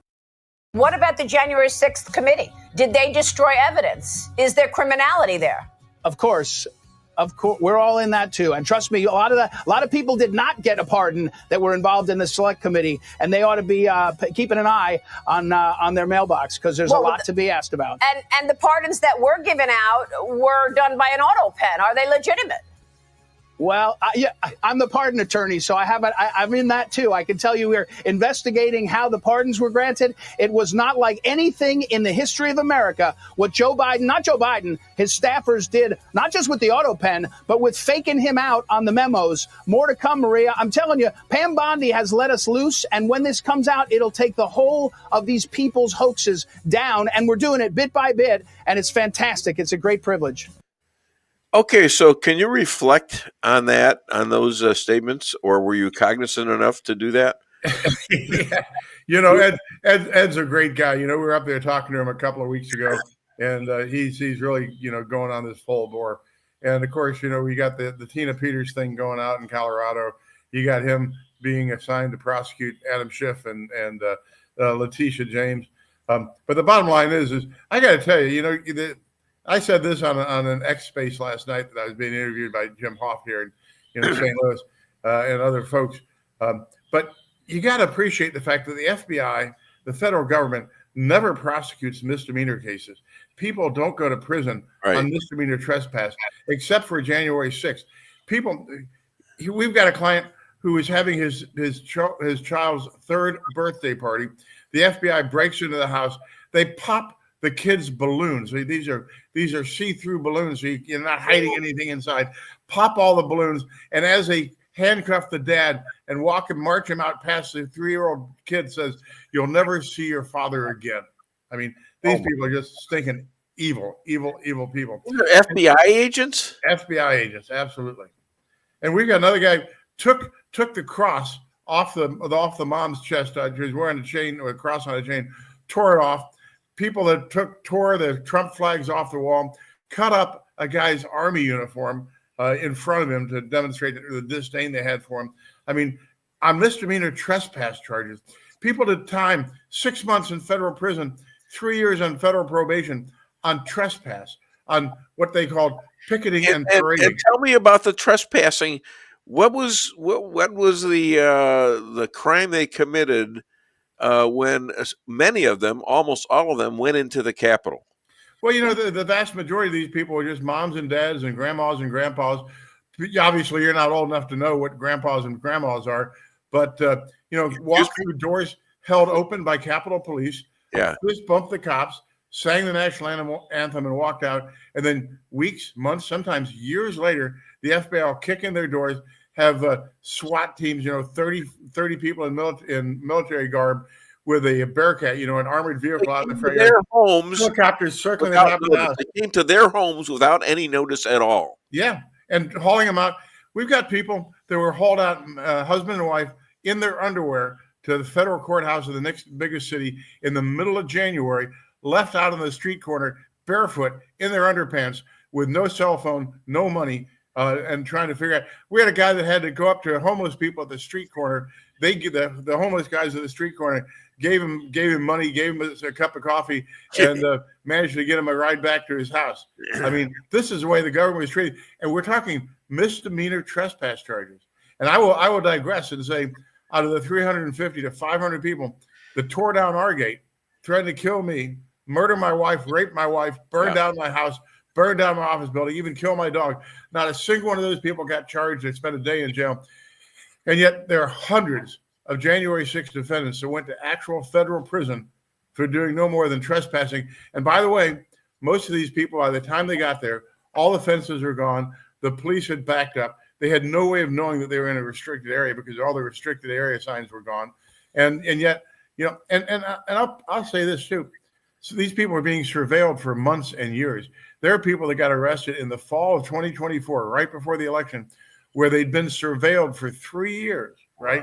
And they knew everything about them. The cops would wait, the federal police would wait until their kids were getting off the school bus at the end of the day and alert the media so that they would be there to arrest these people in front of their kids and in front of the media after they surveilled them for 3 years, and they knew exactly where they went, exactly what they did. And by the way, after 3 years of arresting people, with not a single person putting up resistance, not a single person putting up, pulling any weapon, the feds knew that they were completely benign people, and yet they would still come, even as much as right before the election and even after the election in 2024, and break into these guys' houses at the dawn of the day. I mean, what is the state of the FBI right now? Because we also know that a lot of the cops were holding the doors open for these people to come in the Capitol, welcoming them to the people's house, and actually some of them were given tours. Yeah, and directed to where they could go to the bathroom, taking selfies with the protesters, right? The federal police, the Capitol Police, posing for selfies. I mean, it's absolutely ridiculous. I represent a guy who is a highly decorated policeman who his crime was stepping on what he calls onto the government's grass. That they charged him with staying on a restricted area. He had no idea it was a restricted area. Put 1 foot onto it. He had his house raided 7 times. Lost his policeman's license. He had a firearms license too. Lost his FFL, so he couldn't sell guns anymore. Confiscated everything. 7 times they came through his house and searched him for putting 1 foot on what he calls the government grass.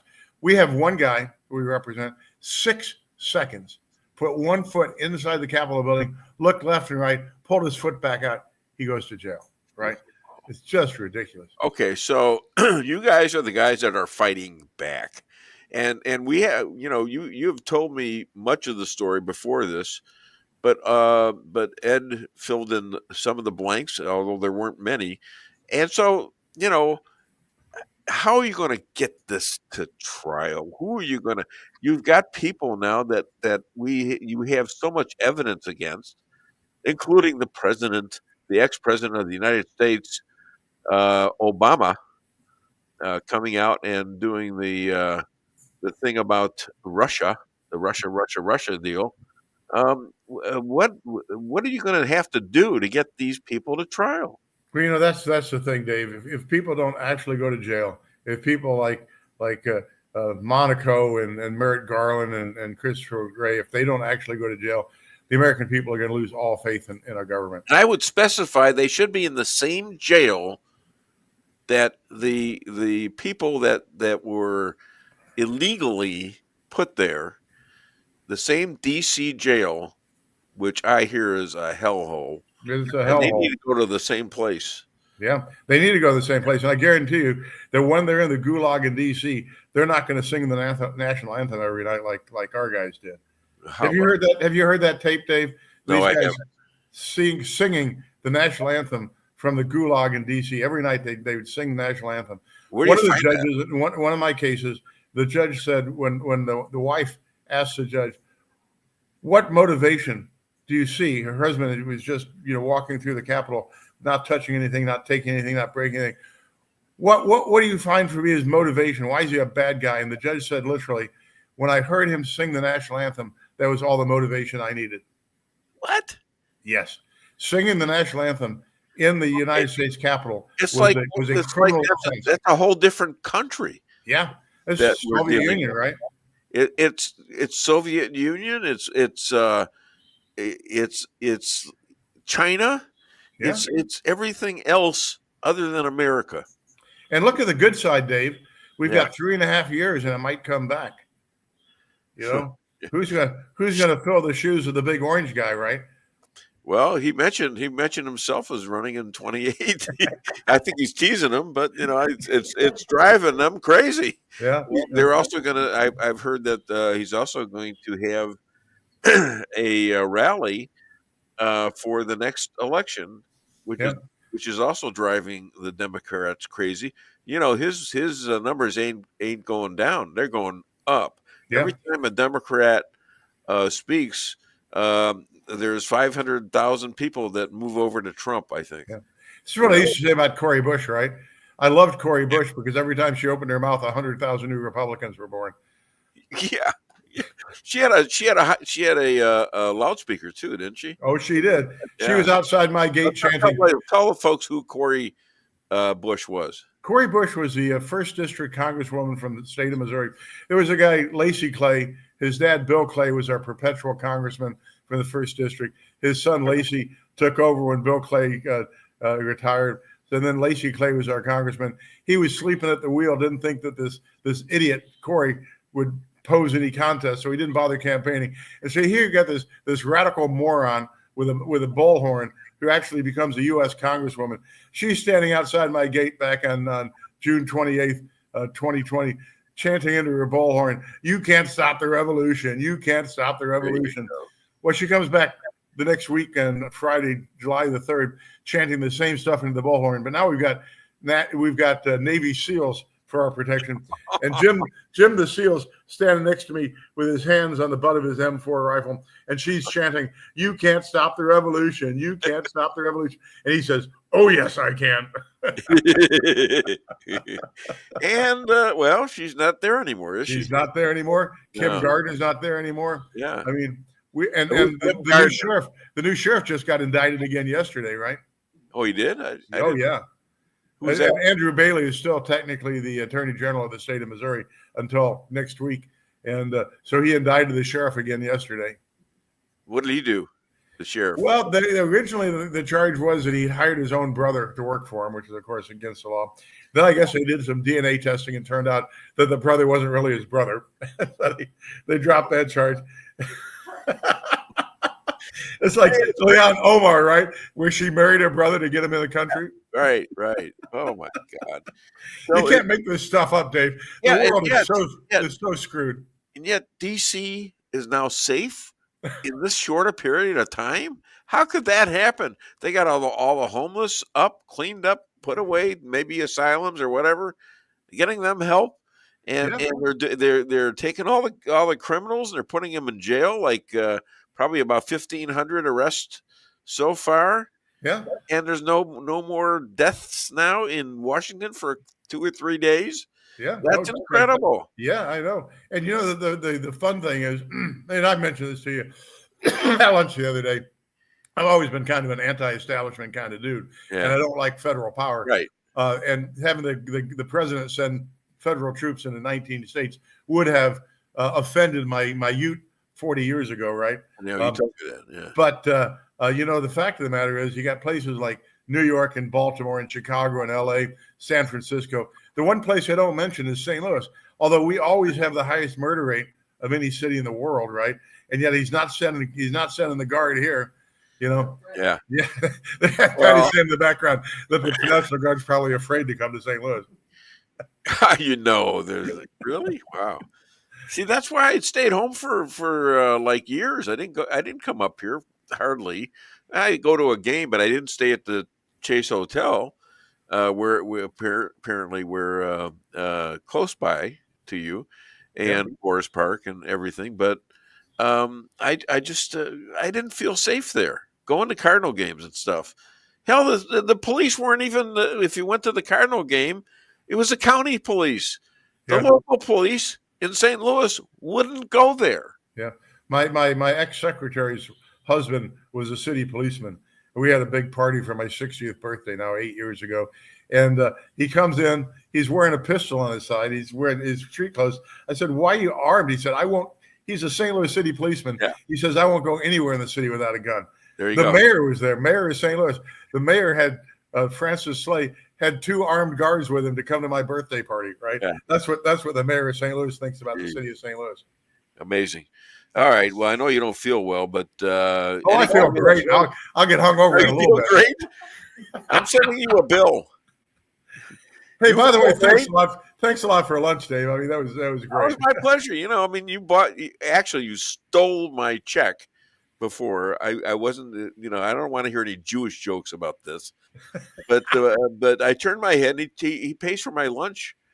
And so, I mean, it was nice because I kind of screwed up our appointment then.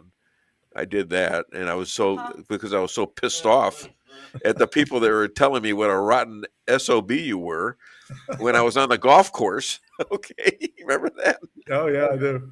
So I was at that same restaurant and I said a Jew joke to a friend of mine who also.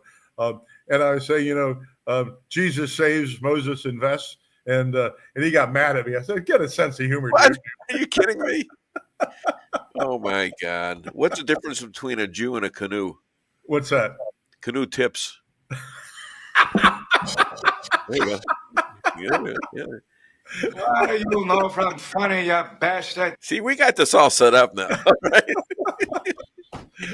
Hey, what about tell us a joke that you said at lunch about Irishmen and okay. Jews. All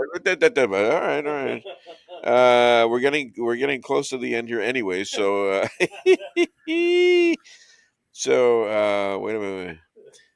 Why did God order Jewish men to be circumcised? Why is that, Dave? So the Irish wouldn't be so jealous. Bum.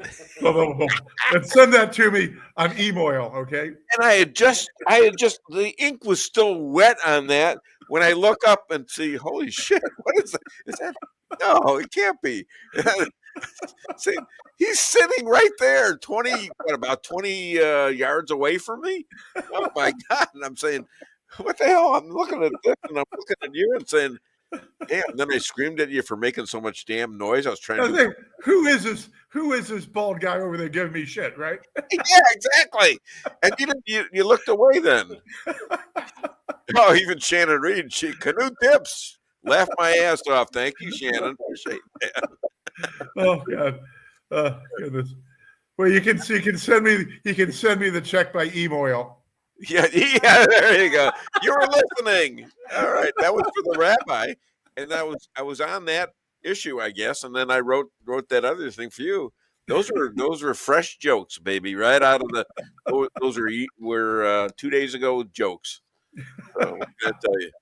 Yeah, it's old stale jokes. Who says I don't have cognizance? I mean.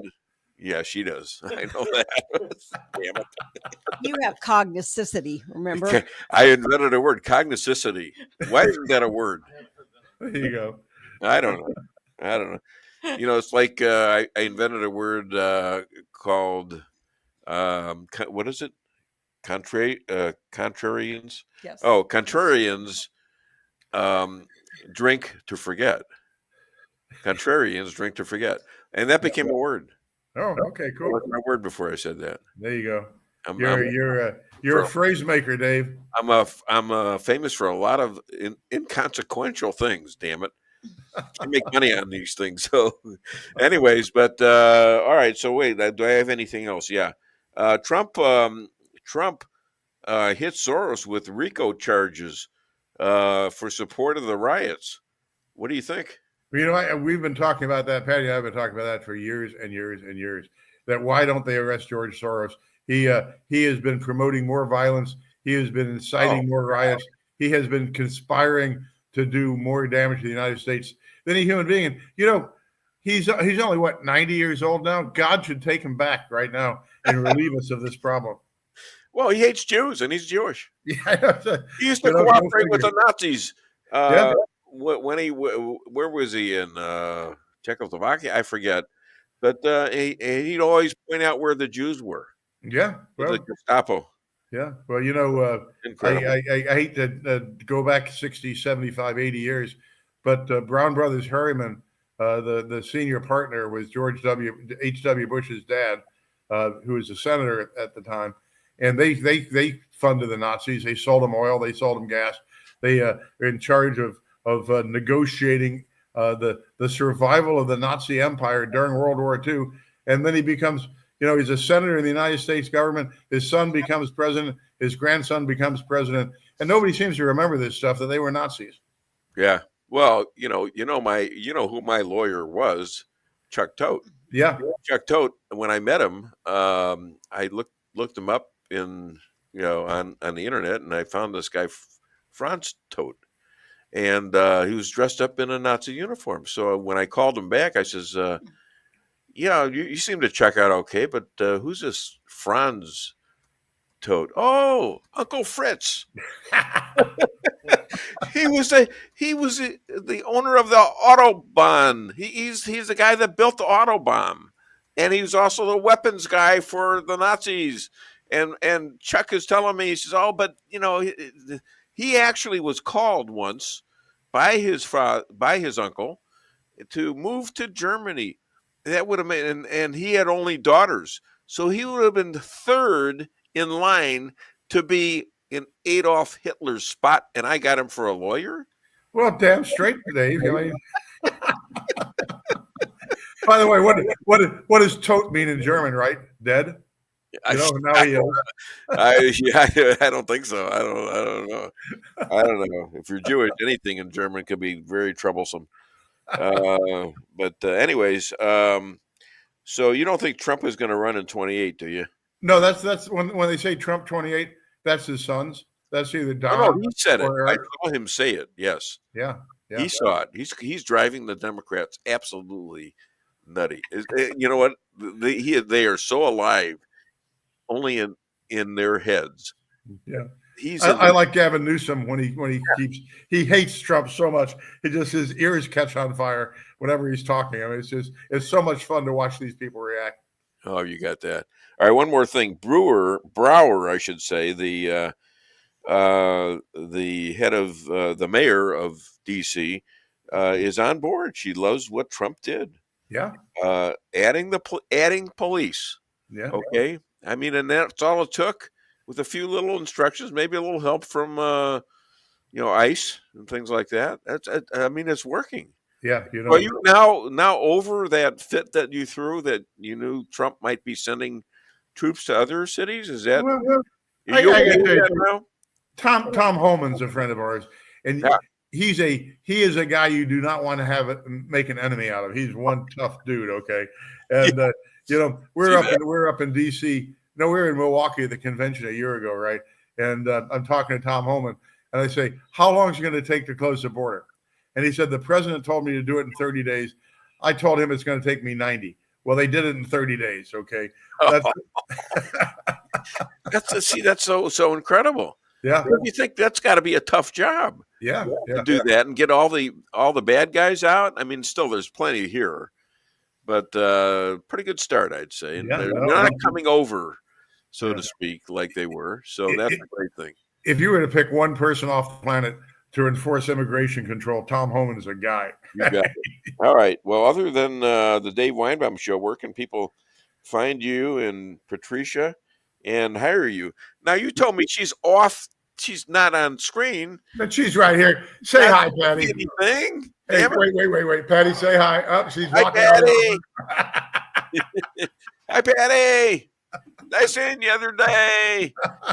What has he got you? Has he got you locked up somewhere or something? Yeah.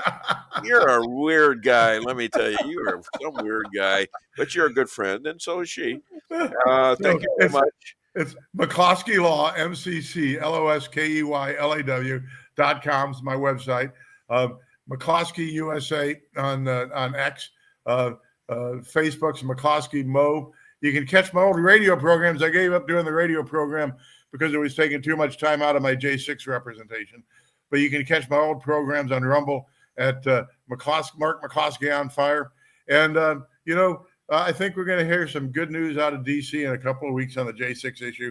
So the next time you see me on the smiling Dave Weinbaum Show, I may have some really good news to say. That's so kind of you, because I really like having you on the show. You're a good guy. I don't care what they say about you. Well, as long as you keep buying me lunch, I'll agree with you. Well, that was the first time I ever bought you lunch. that was Wednesday. Okay. Well, on my tombstone, this is a joke with me and Patty. On my tombstone, it's going to say he always picked up the tab. And so you broke my rule. You bought me lunch one time. I always pick up the tab. Oh, damn. He's a nice guy, and just for that, he should get another joke. Lisa called me a natural disaster. I responded, I am not. I work very hard at this. You know from funny. On that, we got a break here. I got supposedly the guy running for governor in Chicago, in Illinois. Joe Severino. Joe Severino. You know that guy? No, I've not met Joe. I knew the last guy that was running as a Republican for governor. But no, I've not met Mr. Severino. Okay. Well, he's scheduled to be on at 10. He's already late. So all right, Dave. Well, I will let you go then. All right. Thanks a lot. Hey, thanks for lunch. And by the way, there's that glass of wine you bought me was about to put me under the table. But you get me a bottle of vodka, and I'll wake up tomorrow and I won't remember who you are. Oh, are you saying I shouldn't drink that anymore? I love it. I countered it with a lot of limes, so that makes it healthy for me. Well, when you ordered your vodka and you told the waiter 4 or 5 limes, I said, this guy's either supporting the economy of Florida or he's got a vitamin C deficiency. I think it just works. I put honey in my milk. I mean, in my coffee, honey and cinnamon, and I think it really helps me. It was without the Sinai after the Exodus, right? That Moses was in a land of milk and honey. That's what it was supposed to be. Yes. Yeah. There you go. You're just living the dream, Dave. The dream, baby. All right. I'll talk to you later, my friend. Take care. My friend. Now let her unlock those things you have on her wrists. All right. So a little applause from, even though it's dead time. All right, why don't you call Severino and see if we're going to do this thing. Yeah, I will go out there and call him. He confirmed earlier he got the link, and then what? Okay, he's trying to get his. He just texted me. He's trying to get his system up now and stuff. He was having some issues, so he's trying to come on the link. So. All right, that's fine. We got plenty of stuff to talk about, and if you want to call the show, and we can squeeze you in there. Oh, do we have anything on the on? Only one from Shannon, I think we did. Shannon. Canoe's tip. Ba-da-bum. Ba-da-bum. Ba-da-bum. Ba-da-bum. Okay, so AI. That's intelligence. It's everywhere. It's tennis. It's stock markets. I mean, it's also now being called out as something that made a 15-year-old commit suicide. And there's going to be a lot of stir about that, too. So, according to AI, Dave Weinbaum, that's me, has written more original quotes and jokes and columns combined than anyone else in the world. Isn't that something? And they went to Mark Twain, they went to David, the Psalms, and all that stuff. And it's not even close. I don't know, it's just a thing that I wanted to see if I could do. In fact, it was because I was running for office in McDonald's, and I wanted to. If I did that, I was scared to speak in front of people. I still am. I still have that problem, and I'm working on it. I'm still working on it. I'm old now, but this is what happens. You keep on plugging away at things like that. And I wrote some quotes to make my speech actually shorter, speeches shorter.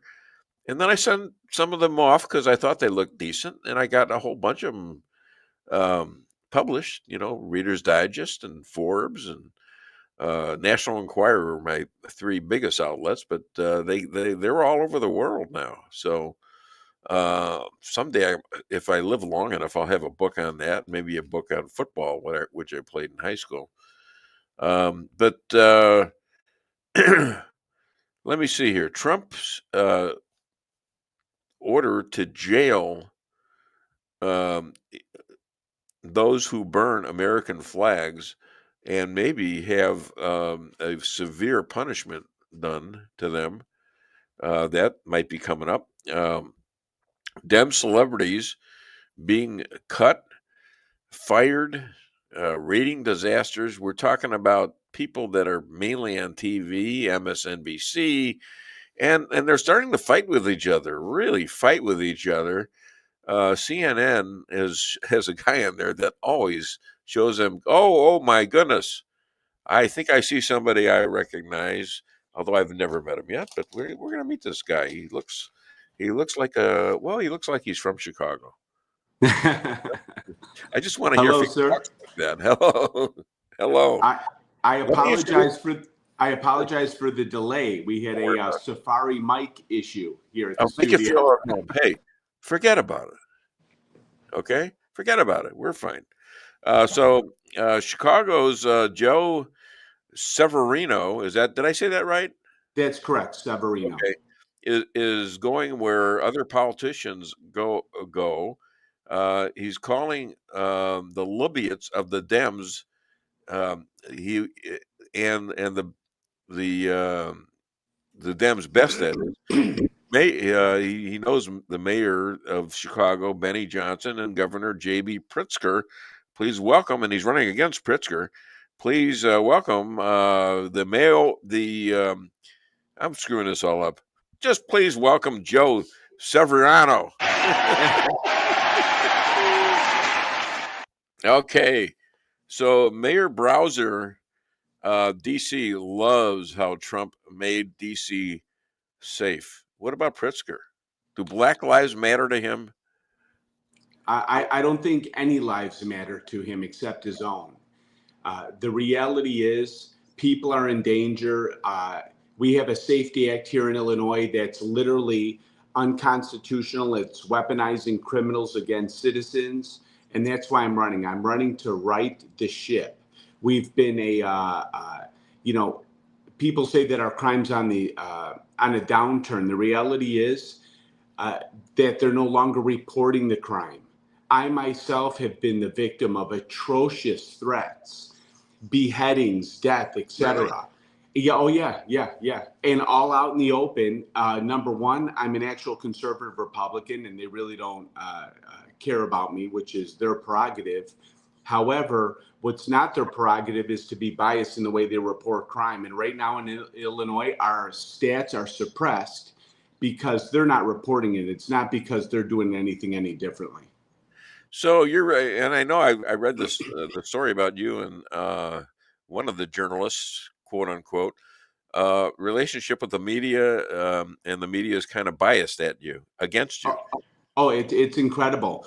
As a matter of fact, they're manufacturing stories, and these news agencies want to run with fake stories, and they won't even mention my name or or the fact that I filed to run for governor of Illinois. I'm literally the front runner Republican to unseat J.B. Pritzker, resonating so well with the people, the message, they love what we have to offer, the biography.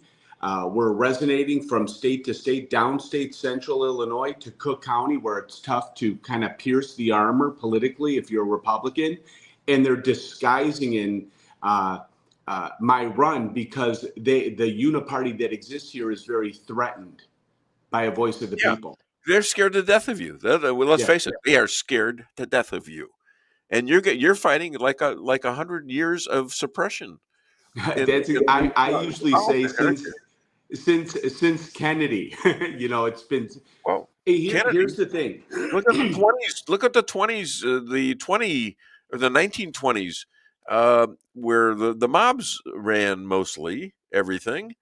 Same thing. Right. I mean, it's been under corruption forever. It seems like. The mob would be Boy Scouts compared to the uniparty corruption that exists here. Yeah, and you can get along with them. I mean, let me ask you a question, because my father, who owned liquor stores on the south side of Chicago, he was okay with it. That everybody seemed to know their place, and that was when Daley, the most famous Daley was the mayor of Chicago. What did you know about that era? Anything? Here's the thing I know about that era. They were corrupt. Yeah. And as a matter of fact, I was speaking to someone who, a large donor that is very interested in my campaign.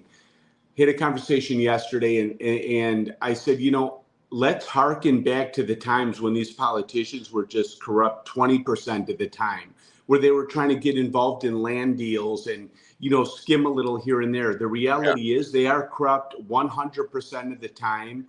It's a machine that includes Democrats and Republicans alike. And it's antithetical to actual people thriving in Illinois. And that's what I'm fighting against. Literally, they've tried to have me arrested 5 times.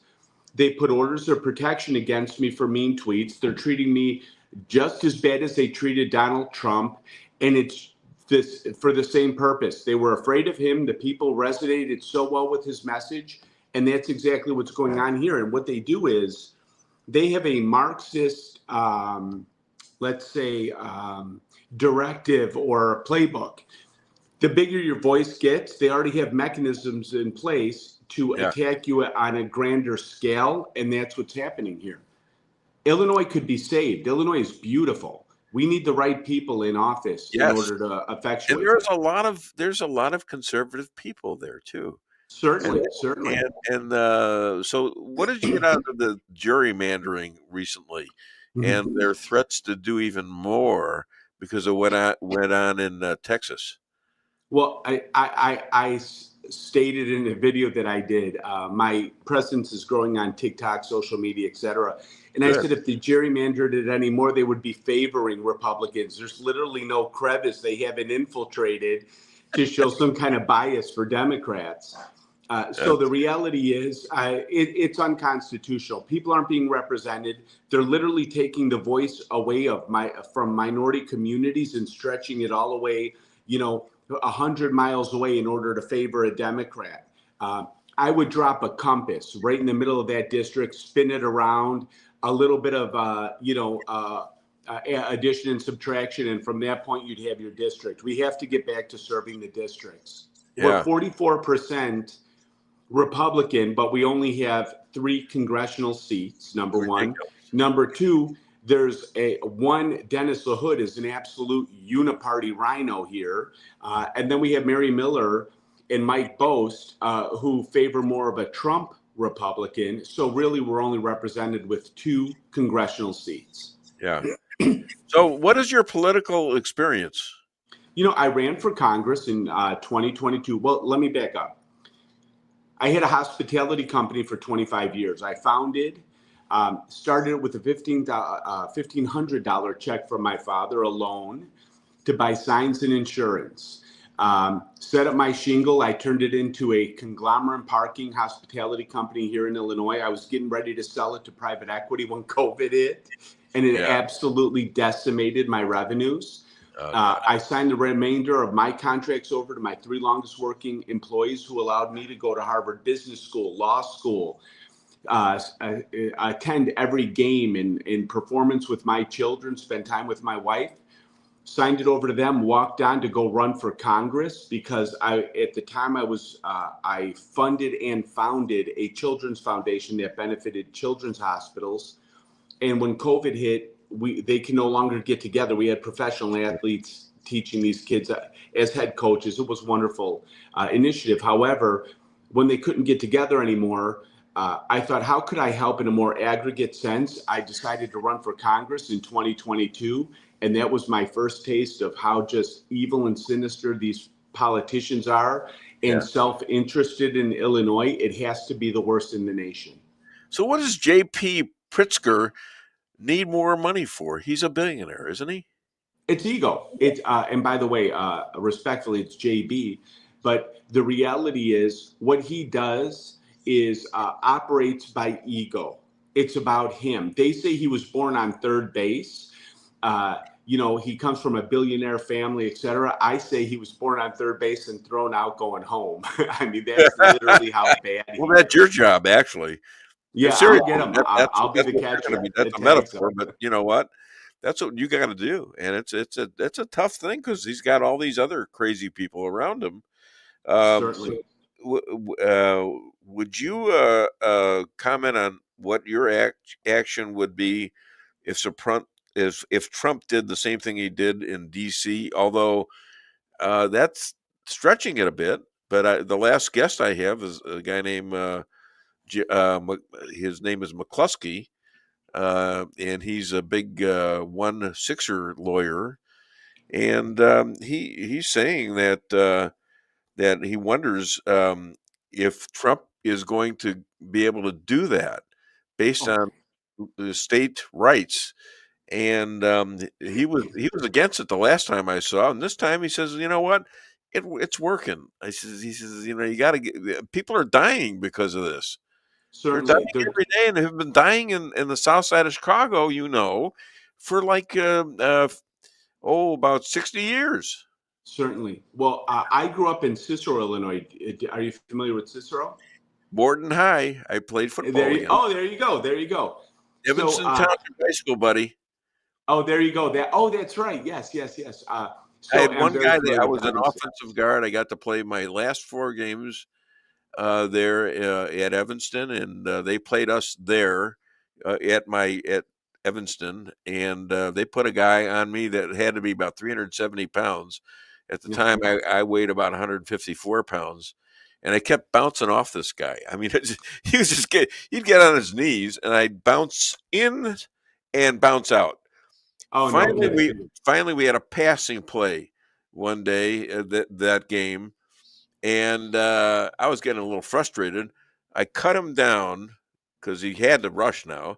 I cut him down, and I made a circle. And about the time the guy was throwing the ball, I was at full speed and knocked the hell out of this guy. He did like a backwards somersault, and then he was going to come after me, Mm-hmm. And the coach played that segment after the game, and it was my proudest moment as a football player. Let's put it that way. Oh, that's fantastic. Yeah. There's some good football coming out of Evanston High School. Yeah, well, Emery Moorhead, I know him, and he was a couple years ahead of me, but we've talked a few times and stuff like that. And if I may, that reminds me of a point here, a very valid point relating to what we're talking about. The success of a lot of these kids in sports activities in life are predicated upon parent involvement. Right now, particularly in Illinois, in these blue states, they're destroying families. They're disincentivizing opportunity. These parents are working 2-3 jobs just to make ends meet, just to be able to survive. So in Illinois, what we're going to do is we are literally going to, and I love the initiative of Ron DeSantis. I've been talking about it a lot longer than he has. But the reality is we can eliminate primary residence property taxes. So we're going to eliminate property taxes. People say we don't have a plan or he can't do it. It's political puffery. The reality is We have one of the most sophisticated fiscal minds in Illinois running as my lieutenant governor. His name is Ranch Isquith. And now Ranch used to be with the Department of Treasury. He sat at the head of the Basel committee or commission. And what he did, his role was to oversee banks that transacted internationally. And therefore, Ranch would audit and ensure that these banks stayed in compliance. He was an executive with Mobil Oil, JP Morgan, Chase Manhattan, and he would testify in front of Congress, Senate, and cabinet members. So we have a plan to do that. We're going to make lives better, and then people can start focusing back on their family, particularly the nuclear family. And keep the fathers in the houses. Absolutely. Absolutely. Get them back. I mean, Coach, he actually took Emery Moorhead and banged him into lockers, telling him, you can't not go to practice and expect me to do. This is the guy that won the Super Bowl with the 85 Bears, for goodness sakes. And he's up there slamming this huge guy there. And tell you what, he turned into a great person right there. Sure. And discipline is born through athletics. Absolutely. Absolutely. And there's no doubt in my mind. I've got grandchildren that play in football and all sorts of crazy stuff, even golf. Oh, sure. Well, I'll tell you this briefly. So growing up in Cicero, I was literally fighting every day of my life. And I'm sure, this is like bloody knuckle, actual battles. Oh, yeah. Just, Oh, yeah. So, and as a little kid, this started. But long and short of it is, so my aggression, after being bullied, you kind of learn how to fight and you learn how to defend yourself, and it builds a different kind of profile. And so I did play football, and my coach was very frustrated with me because I was kind of a wayward child. I just wanted to show up for games and not practice. And seriously, and then the coach, and because I was so aggressive, they liked me on the field. And then the coach said, Joe, we're going to have to suspend you. Your grades aren't there. Your attitude is, atrocious here as far as.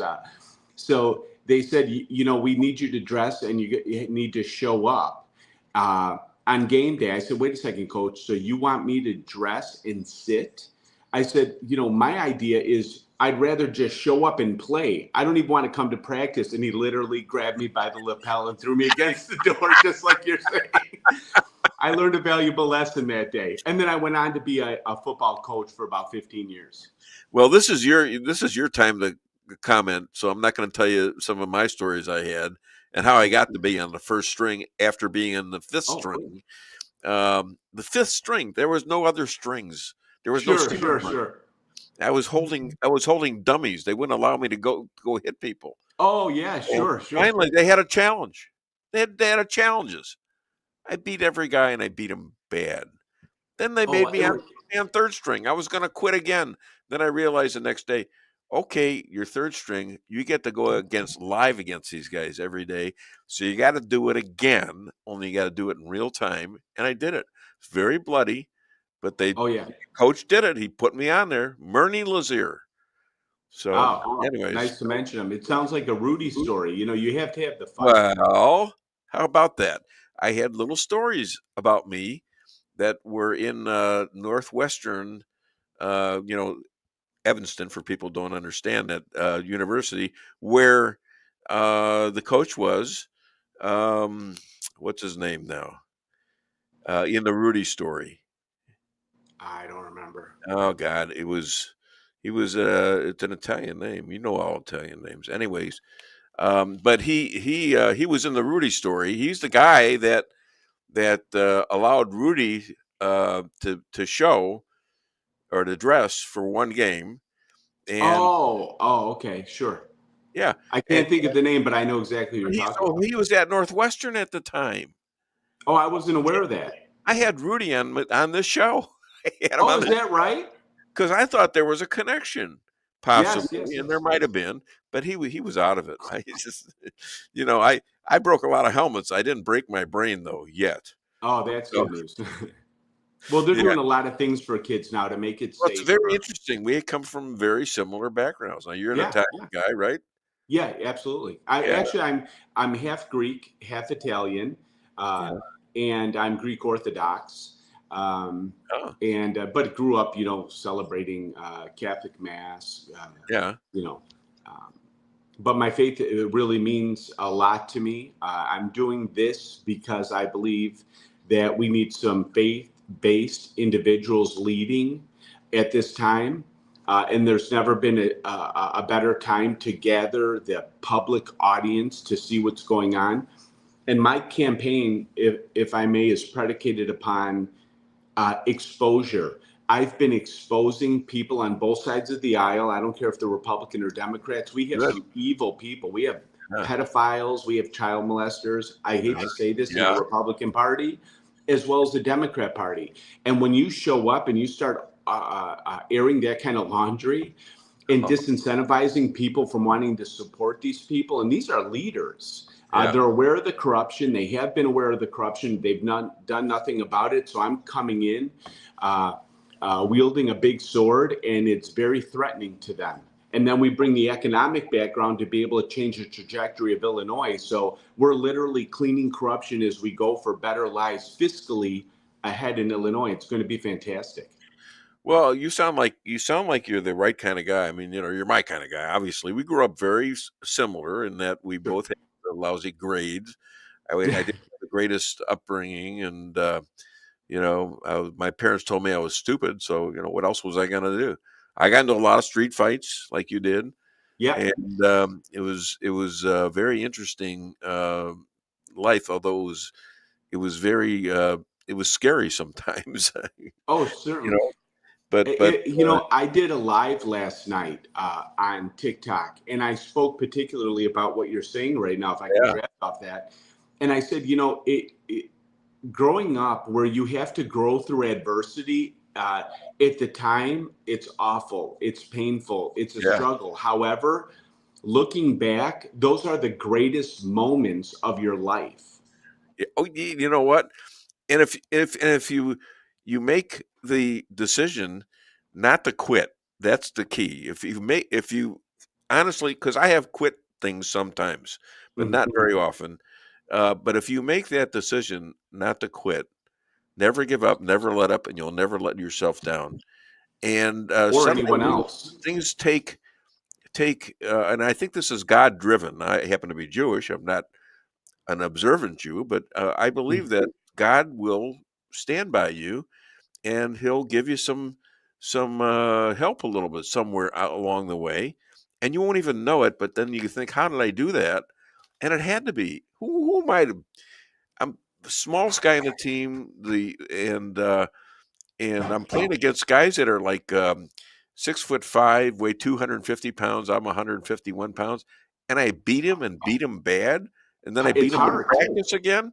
Come on, it's hard. It's all about heart. You know that, and I love hearing you say about God. I'm a faith first candidate. I'm too humble and too much of a sinner to be a Bible thumper.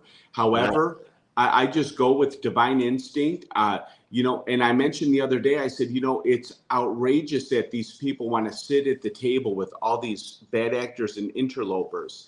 Yeah. The reality is, I'd rather stand alone. And I said, when I stand alone, I have the Lord in my heart. I never feel like I'm standing alone. I'm always in good company. And that's why it doesn't matter who believes in the mission. If I believe I'm divinely called to do it, I'm going to see it through. I don't quit. And I'm going to fight and be an advocate for people. I think that's going to be your ending statement right now. And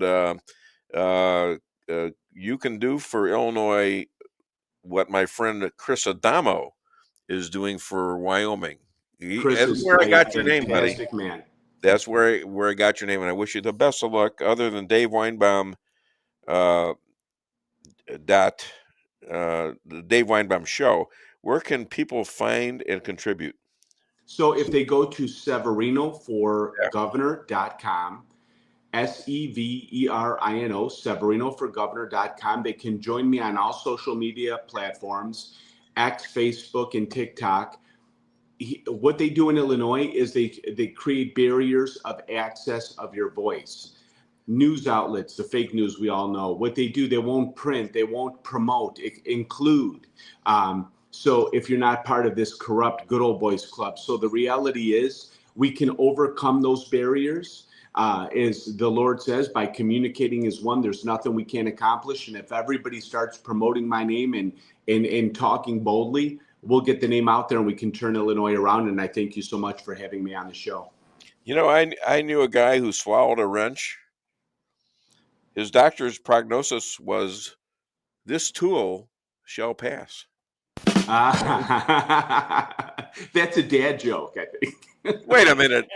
My kids call them dad jokes. Wait a minute. I wrote that. Hey, here's one. Don't accept rides from three-legged camels. I'll leave you with that advice. All right, we got to go. Thank you so much. It was very nice meeting you, and I wish you the best. Thank you so much. Thank you, sir. I really appreciate the time. Let's hear a little applause for the new governor of Illinois, Joe Marino. Thank you, sir. Bye-bye. Thank you. Bye-bye. And we have our next guest just waiting along. Just there he is too. I talked to this guy. How are you? Good-looking guy. Yeah, he's got a dude here right now, and I'm good. So this gentleman, 20 years of experience writing fiction. He's a prolific writer, a producer, creator, speaker, and a worldwide consultant. Please welcome. I'm not sure exactly where he's at, but I think he's in L.A. Could be Britain. Chad Stewart. Look at that. The audience is great. Wow, you got a heck of a crowd. Yeah. It's getting expensive though. I got to pay more. So you got all those people sitting there, thousands. When they're out there in the other room, we pipe them in, and then we take them out for a while. And they always come back though. They always like to do that, especially when I hear about guys like you. You have created a writing like almost like Disneyland. It seems like to me. Yes. Yeah. .com is where you go to find out all about this, but you're going to hear a little bit of what he can tell us about it. So you enter the world of Britfield. Actually read some of the chapters of the books on the site, which is really cool. What's the difference between your books and Harry Potter, which is also in England, let's say?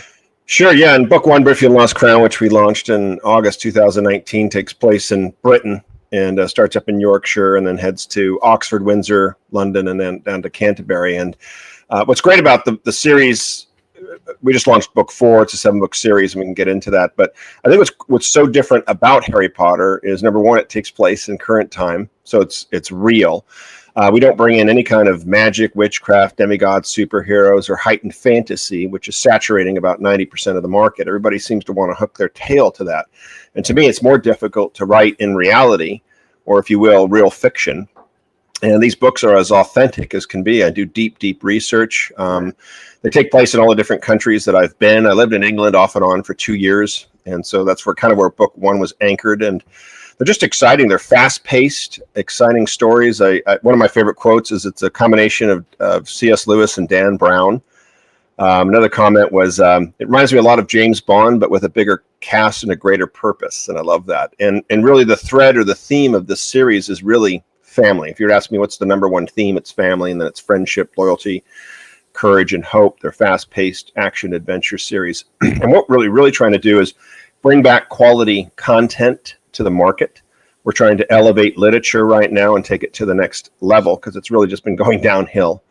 And what happens with all these books like the Harry Potter is it does 3 things to the audience. Number one, it disconnects them from reality, as if there's something wrong with being in the world, right? Or being here, and takes them to some weird, dystopian fantasy world. Number 2, it makes them feel less than they are. And it's a very threaded sort of stealth tactic. But if you think about it, if I just had superpowers, right? If I was just a witch, if I could just, and I think every child is born incredible, born creative, born with a purpose. And that's really what the Britfield series is doing, is it's really instilling that sense of identity, individual thinking, critical thinking, communication, collaboration, creativity into the minds and hearts of this generation. And we say that the Britfield series is this generation's book series. So it'll be 7 books, 7 major motion pictures. We're in pre-production of the first movie, which we believe will be one of the highest grossing films in cinematic history. And I'll stop there. Well, the best of luck on that one. So So I've got some comments from some of your readers. Joshua R. Awesome, lots of action and funny. Learned a lot about England's history. Ashley S. The book was awesome. Like you were watching a movie the whole time. Emma C. Britfield and the Lost Crown was phenomenal. Can't wait for the sequel. So with all this, is this common for your books? It is. It's a global series we've launched globally this year. If you can imagine, it was 6 years of sort of a pilot program, what we would call as a soft release, building the brand, building the team. You can realize that with any sort of major company, major undertaking. We call it the Britfield Dynasty because it is. It's a huge undertaking over the next 25 years. Our goal is to outsell the Harry Potter series in 10 years, and we're on that trajectory, and I don't see why we couldn't do it. But it is. It's. We get comments from around the world. I mean, obviously England, Australia. We're selling books in Australia, in New Zealand, Brazil, Mexico. I mean, all over, and it's great. Japan, Italy. And we get those kind of comments. I got one about 3 weeks ago, and I loved it. And it was very simple because at the back of the book, we say, what'd you think of the story? And do you have any comments? And so they'll send us emails. And we get letters or emails from around the world pretty regularly. But it was like 2 or 3 weeks ago, and it was a comment from a child. And he goes, I really don't like reading. And he goes, but I absolutely love Britfield and the Lost Crown. He goes, thank you. Your book helped me fall in love with reading. And you're up against iPhones these days. I know. And the internet. And so how do you cope with that?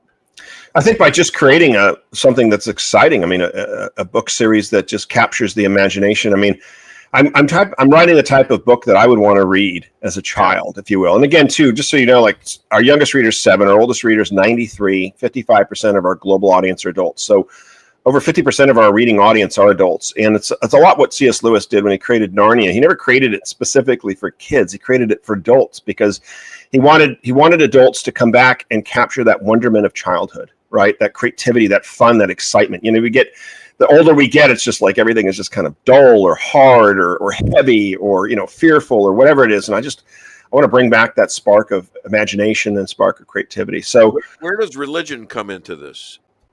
If there is, it's really a conservative book series. I mean, if you want to get into it, it's based on biblical principles, much like Lewis's Narnia. And so it's not in your face, but it's really about family, friendship, loyalty, and courage. It's about hope, about doing the right thing, sacrifice. It's like they're at the beginning of it up at Weatherly in the orphanage. I mean, there isn't an orphan there. They're like they've created their own family, right? And they're all there, and they have numbers. They don't have names, which is just another way to sort of make them feel awful. But there's a bond that comes between them that's even stronger than blood or birth. And there isn't a child there that wouldn't take a hit, if you will, or wouldn't sacrifice their own life for another. And that's that extraordinary theme that runs through it. That wonderment of humanity, of stepping in and helping somebody when they need it. And it just runs through the whole series, and especially in book 1. I mean, it's a great scene when they crash land at Oxford University, and they're just trying to get London. They escaped from, Weatherly Orphanage, Tom and Sarah, 12-year-old orphans, just getting out of this horrible place. They're chased by the illustrious Detective Gowerstone. They get to the train station, and he's already there, and they're like, so they're running in the swamp, and they come across this hot air balloon, and they jump in it to hide, and then cops start to surround them at night with the flashlights, and they cut the ropes, and they shoot up, and it's just fun. And so fun by the ropes there. Yeah. And they crash land in Oxford, because they run out of fuel, and they're suddenly surrounded, and they're at Trinity College, and the door behind Tom. I mean, Sarah's sprained her ankle. He's carrying her. It's kind of really midpoints. It's going to be one of the most beautiful scenes in the movie because it's a dead midpoint in the movie, coming in right there at the center of it. And then the door, they're sitting on the stoop. You hear the whistles blowing. They're being surrounded by cops. The door swings open. You got this old stuffy Professor Hainsworth, who's going out to get some fresh air. And Tom's like, you've got to help me. You got to help us. And he's like, what are you talking about? And so he suddenly breaks down. He goes, all right, get upstairs and explain everything, what's going on and stuff. And he decides to help them get to London safely. And it's such a tender scene. It's got this wonderful sort of family feel. He's kind of the father figure. They're the children he never had, and he's devout to get them safely to London, and all types of things start to come about, and this whole royal conspiracy and Britfield and all that kind of stuff. So, I've created this extraordinary, fun, fast-paced series, but I've done it in real time. Right now, reality, all real places that kids can go visit. We do get some feedback, which is interesting too, from parents, and they're like, just got back from Italy or just got back from France, had to take the kids because they read the series, and it's like they get to actually go to real places, not some fantasy world. And so it's fun. But you're right, we do compete against those types of things, but we are having a huge impact on reading, on literacy. I get feedback from librarians quite frequently that say, I don't know what you did, but I have reluctant readers, mostly males, mostly boys, between 12 and 14, never read a novel. And she goes, here, she hands them like Britfield, and like 2 days later, they're like, where's book 2? And it's the first novel they've read. And a lot of it is just the technique of writing. I come from a script writing background for over like 3 decades. So I was writing movie scripts. So what I did is I learned the 3-act structure. I learned economy of words. I learned pacing. I learned entering late, leaving early, or starting on the action, ending on the action, not wasting words. And what you have, unfortunately, in the market too, with most fiction, is over description, too much. It's like you got 100 pages of story and 200 pages of description. And even for some of the greats that I've read, you're into the story, and all of a sudden, boom, it's 2 paragraphs about what the drags things out, doesn't it? Yeah. And then what you end up doing is just leapfrog. You know what I mean? You're like, yes, I don't need to know the description of the walls and the house and the wallpaper and blah, blah, blah, blah. And it's like they're trying to be eloquent, you know what I mean, or poetic. And it's like, just stick to the story and move the story. And that's what I do. And so, go ahead. So you've got the entire America here, and there's no books like that here for the most part. And I don't know of the series like it. Yeah. You go to England and do this. Is there anything going to do after your British books? Are you going to do something in America? Yeah. So what it is book 1 is in England. Yeah. And then we launched book 2 in July of 2021, and it takes place in France. That's 474 pages. Okay. Main characters are now 13, and then book 3. Actually, let's see if you can see that behind me.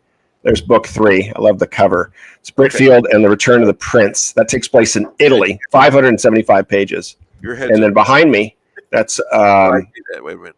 Britfield. Yeah, okay. And that's Britfield in the Eastern Empire. Starts in Vienna, ends in Russia. And we include 11 countries. You're moving all over the country. I am. So the series, it's so fun because the series travels around the world. It's not just England. And it's funny you say that because it's like if it was just England for the series, it's like kind of gets boring. You know what I mean? You're back in England. And it's like, boom, it goes England, France, Italy, and then Eastern Europe and Russia. Book 5 I'm writing right now is Asia. Starts in Siberia, ends in Australia. We include another 12 countries.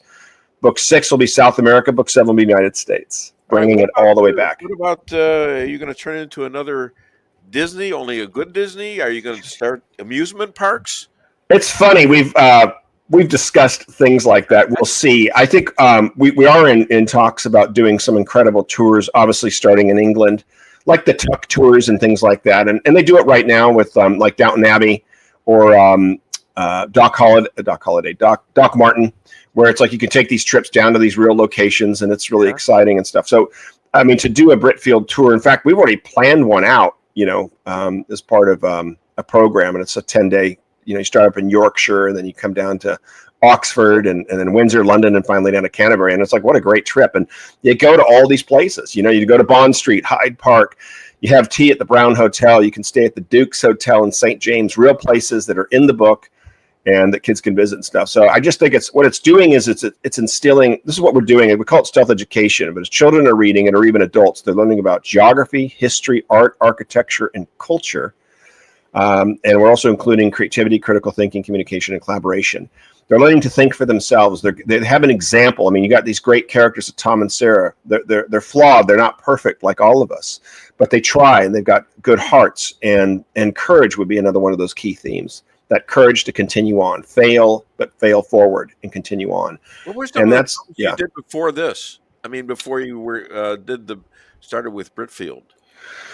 I was writing movie scripts for years, and again, like I was an investment banker. So I'm from Newport Beach, California. I was back east, Wellesley, Massachusetts, for 16 years. Did my undergraduate British literature, European history. So that explains that aspect. I lived in England off and on for 2 years. Yeah. Went on to graduate school, actually getting a doctorate degree now, with an emphasis on creativity and innovation. And so, within the next 3 years, I'll have my What makes doctorate. you feel like you are a creative guy? I mean, do you wake up in the morning with different ideas, or no? Seriously, do you just study it so hard that you have these new ideas come to your mind, or do they just sort of explode, or both? A little bit of both, and we're all creative, whether you feel like it or not. We're all born creative. It's a gift of God. It's instilled in all of us. But unfortunately, we get educated out of creativity. And there's a great study that I've talked about many times that George Land did years ago, and he created it for the government. And because it's like you had analytical tests, you had all these other types of tests. He created this creativity test, and so he wanted to test children. He brought it into the educational system. He tested thousands of 5-year-olds just at 5 years old, and 98 out of 100 were testing off the charts. Geniuses, brilliant, great little 5-year-old. Exactly, and that shouldn't be surprising. And then he tested that same group, all the other stuff in the world. Yeah, tested them again at 10, and it went from 98% down to 30%. Yeah. And then he tested them at 15, and it went down to 12%. Yeah. And so what he saw this huge decline over a decade, and basically schools were teaching creativity out of children. And you're taking orders from what they want you to do, and there's no room for questioning. There's no room for creating. No, we as a nation, and even globally, we're in a creativity crisis, which would not be surprising, and have been for about 3 decades, just going down at a 45-degree angle in 10 specific areas: critical thinking, communication, collaboration, all these key things that are the foundation and fabric of society and entrepreneurship and building. And on the other side of it, creativity, I would argue, is the single most important skill set in the world. It's not AI, it's not technology, it's not engineering. Most of that stuff is either being offshored or replaced by computers. But what AI cannot replace is creativity. It can't. I was going to ask you about AI and what you thought of it. Is there a place for AI in creativity, or is it something that could be even dangerous? That actually was blamed for a suicide by a 15-year-old, and there's going to be a court case, and this was just recently. AI. So what are your thoughts on that? I think it's twofold. One is I'm not an AI fan, and when you see everybody jumping on the wagon and shouting and promoting it, then I would probably run from it. Basically, what it is it's there's nothing new about AI. It's just advanced technology. It's been around for years, if not decades. But they're trying to make it the new big thing. And again, too, what they're trying to say is that God made a mistake, and we're going to replace God with AI. You can't think for yourself. You're not creative, all this other stuff. Now, with anything else, there's a balance to it. You can argue about the cell phone, right? And the dangers of the cell phone. Absolutely. But anything, you shouldn't be on it all the time. You shouldn't be holding it to your ear. You shouldn't be having it by your bed at night. You shouldn't be obsessed with it. But I mean, I could be driving in my car and boom, I can stop and take a phone call. I can look something up. I can text. I can do research. I mean, it's amazing, and so it's balance. And I think there's aspects of AI, small ones, that can do things quicker and can do things more efficiently. Will they replace creativity? They can't, because they're not creative. They never will be creative. And when you're sitting there saying, but they're writing books or they're creating paintings, they're not. They're plagiarizing. Who's programming the computers? Oh, those are humans. Yeah. You think the AI just came along and technology just came along and invented itself? So, me and my son were taking a trip from a meeting in St. Louis. I'm a McDonald's owner-operator, by the way. And coming back, we were bored. He's got a Tesla. And I says, "You got AI?" He says, "Yeah." So he turns Grok on. And I told Grok a few jokes of mine. And Grok, "Oh, those are funny." I'm a writer too. And And I said, well, what about you? Do you have any jokes? AI is starting to tell me jokes. And then we turned it off. But I like it.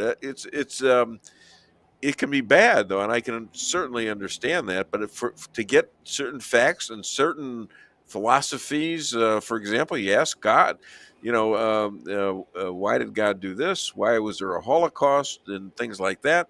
And it has a lot of interesting things to say, but you got to be careful with it because it could take the place of God, and you don't want that. Yeah, there you go. And who's pushing it? Who's behind it? Who controls it? Those are the questions. Follow the money, really, right? I mean, so, but again, it's balance and stuff. I haven't really used it much. The circle that I am in the fields of education and films and media and stuff, I know some of my associates and friends. Yeah, you got a lot of smart people around you too. Yeah, they like aspects of it and stuff, and it's like, trust me, if I need it, I'll use it. If it's more efficient, that's great. It's not going to replace creativity. It'll try, and they'll argue that, and it won't. They're trying to base it. I mean, to put it this way, there's a great quote that says, "The Terminator isn't a movie; it's a documentary." I mean, that's their end goal. The people that are behind all the technology are pushing this kind of dystopia, and oh my gosh, the population, and it's like,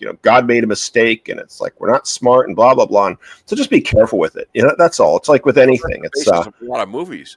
Terminator with Arnold Schwarzenegger. Yeah. Schwarzenegger. Yeah. Ex-governor of California. Oof, disaster. Yeah. But anyway, no, but you're back to creativity. You're asking me. Not exactly great. But you might like him. Well, who's that? Newsom. Oh gosh, no, he's on his way out, big time. He's running for president, No, he's. How can you when you're going to be arrested for treason? So he could. He should. He's on his way. He will be. He will be. Karen Bass. Oh my God. They're all done. They're all done. They've been caught with their hand in the cookie jar too long. You got some real information on that, or? I do, but I'm not going to get into it. So yeah, let's stick with the books and let's stick with some fun stuff. But stick with the books, for God's sakes, why didn't you let me know that? Okay, so your movies, what? So you're getting a bunch of what? 15-year-olds, 10-year-olds, 20-year-olds. I don't know. Yeah, it's a really diverse cast for book one, and it's interesting too because it's really just. Tom, there's the orphanage at the beginning, and in the movie, we've got an eighth draft finished script here, which is extraordinary. So this baby's done and ready to go. In fact, we just got our movie budget 2 days ago.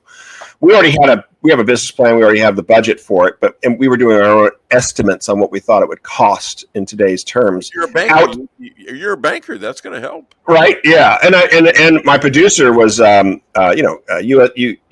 grad, Duke graduate in finance, got his accounting degree. So it's like he's like smart. You know what I mean? He's into the numbers, and it's not this flashover substance. But we were right on. When we gave our estimate, we had a woman that we hired. She's a line producer, and that's what they do. They kind of go through scene by scene every single thing that's going to cost money on the higher side, if you will, meaning you're not being conservative, but you're like, if it's going to be between $800,000 and $1 million for the scene, you'll say $1 million. Do you know what I mean? It's like, you're not going to cut it tight. Right. And we were like literally dead on from what we estimated. So we're excited about that. We're hoping to be filming in England next year. Yeah. We do want to film it in England. There's no reason to do it in Eastern Europe or Canada or anything like that. I think we can get some really good tax credits. I think it'll just make the movie even better because it's the buzz. It takes place in England. It's filmed in England. We're going to be using all British actors. Their government, is that right? Pardon? You're getting along with the English government. It has to be involved in that. Yeah, I mean, it's very typical for any film. It's like we'll be going through the film commission there. We've already got some inroads and conversations. We'll be using one of the major studios there for the production. That would be interior shots. The exterior shots, we won't be shooting at Windsor Castle, but we'll get some. They call it B-roll, and you'll get some great shots of Windsor Castle, and then boom, close up, and it could be another great castle. England, what's so great about England and we probably won't be shooting much at Oxford, And it's not, it's because there's so many. It's so problematic. You know what I mean? Like High Street's one of the main streets that runs down Oxford, and it's famous and stuff. And we might be able to do something, but the problem is like for that 1 minute shot, you've got to shut everything down. You got to shut the road down. You got all your extras. You got all the extra cars coming in, and it could take 4 hours. Sure. And then if it rains, and it always reminds me of The Sound of Music. It's like that one open. Does it rain in England? I don't know. Yeah, it's drizzle. That's what they call it. Yeah, and you can fight that. So, but we'll see.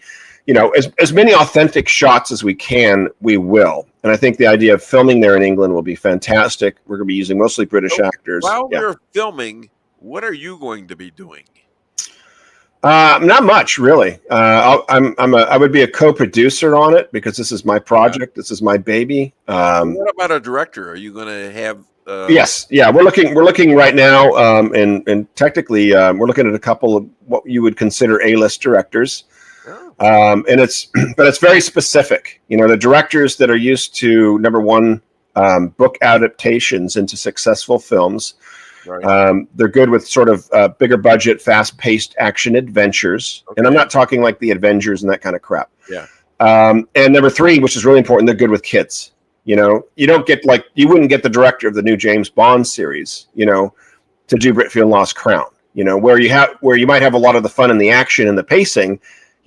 Those are high level, high adult films where this is really just you're not going to be doing John Wick movies, are you? No, yeah, that's a great example though. Like you wouldn't get that, director because it's like they've got to be really good with kids, and handling the kids and handling the children actors and stuff. So that'll be key. But it's gonna be a lot of fun. We're gonna have a lot of I would call A and B list actors. And when I say B list, I mean a lot of actors that in their heyday might have been an A-list actor, but yeah, and bring them back, and just great little scenes here and there, and so you're going to see a lot of familiar faces in the movie. That's cool when you see somebody and say, "Wait a minute!" We're going to have fun with that. I don't remember that he was in a lot of movies back when. Yeah, and we're looking at one of our lead actors right now. I can't say any names and stuff, but he's perfect for Detective Gowerstone. Pardon? Anybody? All fair.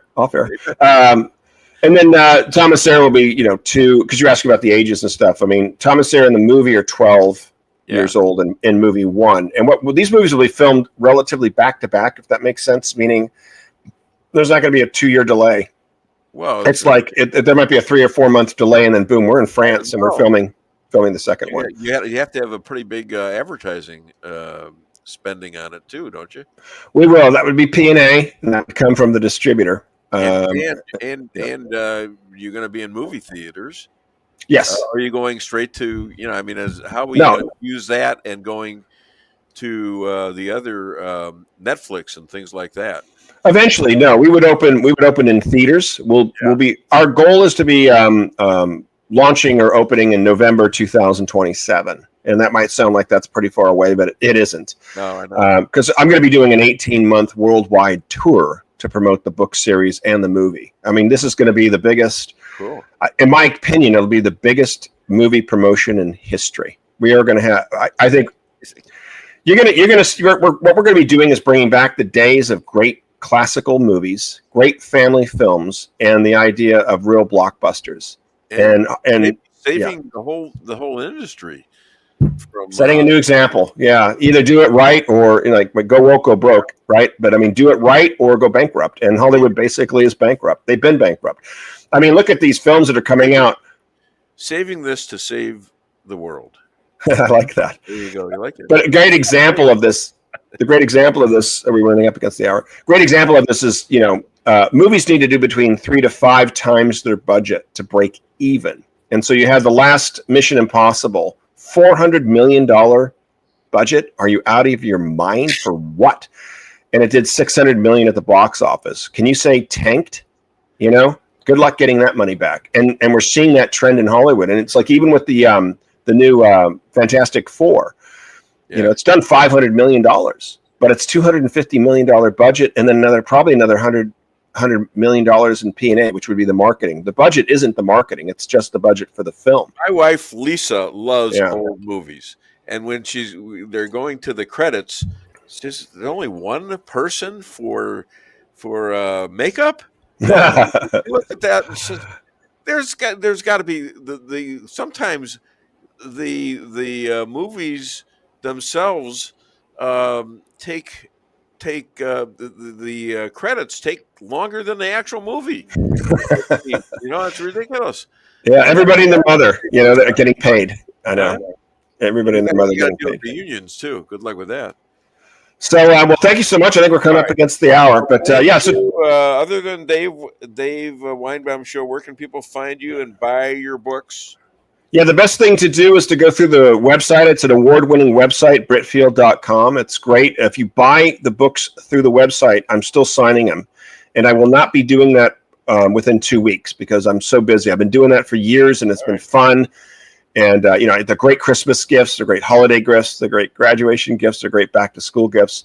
But to get some signed books, I mean, that's going to be a rarity in the next couple of weeks because I just won't be doing it anymore just because I simply don't have time. Of course, you can go to Amazon. I'm going to give you a quote that I wrote. Okay. The window of opportunity won't open itself. I love that. All right. Thank you so much. All right. God bless. I wish you the best of luck. Thank you for being on the Dave Weinbaum Show. Godspeed. Thank you. Godspeed, you too. All righty. We got 45 seconds. What are we going to do in 45 seconds? We can't do commercials. We can't do anything except tell you how much we appreciate you listening to this show. And we hope you have a great Labor Day weekend. And we're going to be having a bunch of people playing sports that we got to go to and all sorts of crazy stuff. But that's great when you have grandchildren. And I'm going to be a great-grandfather here pretty soon. So that's kind of cool.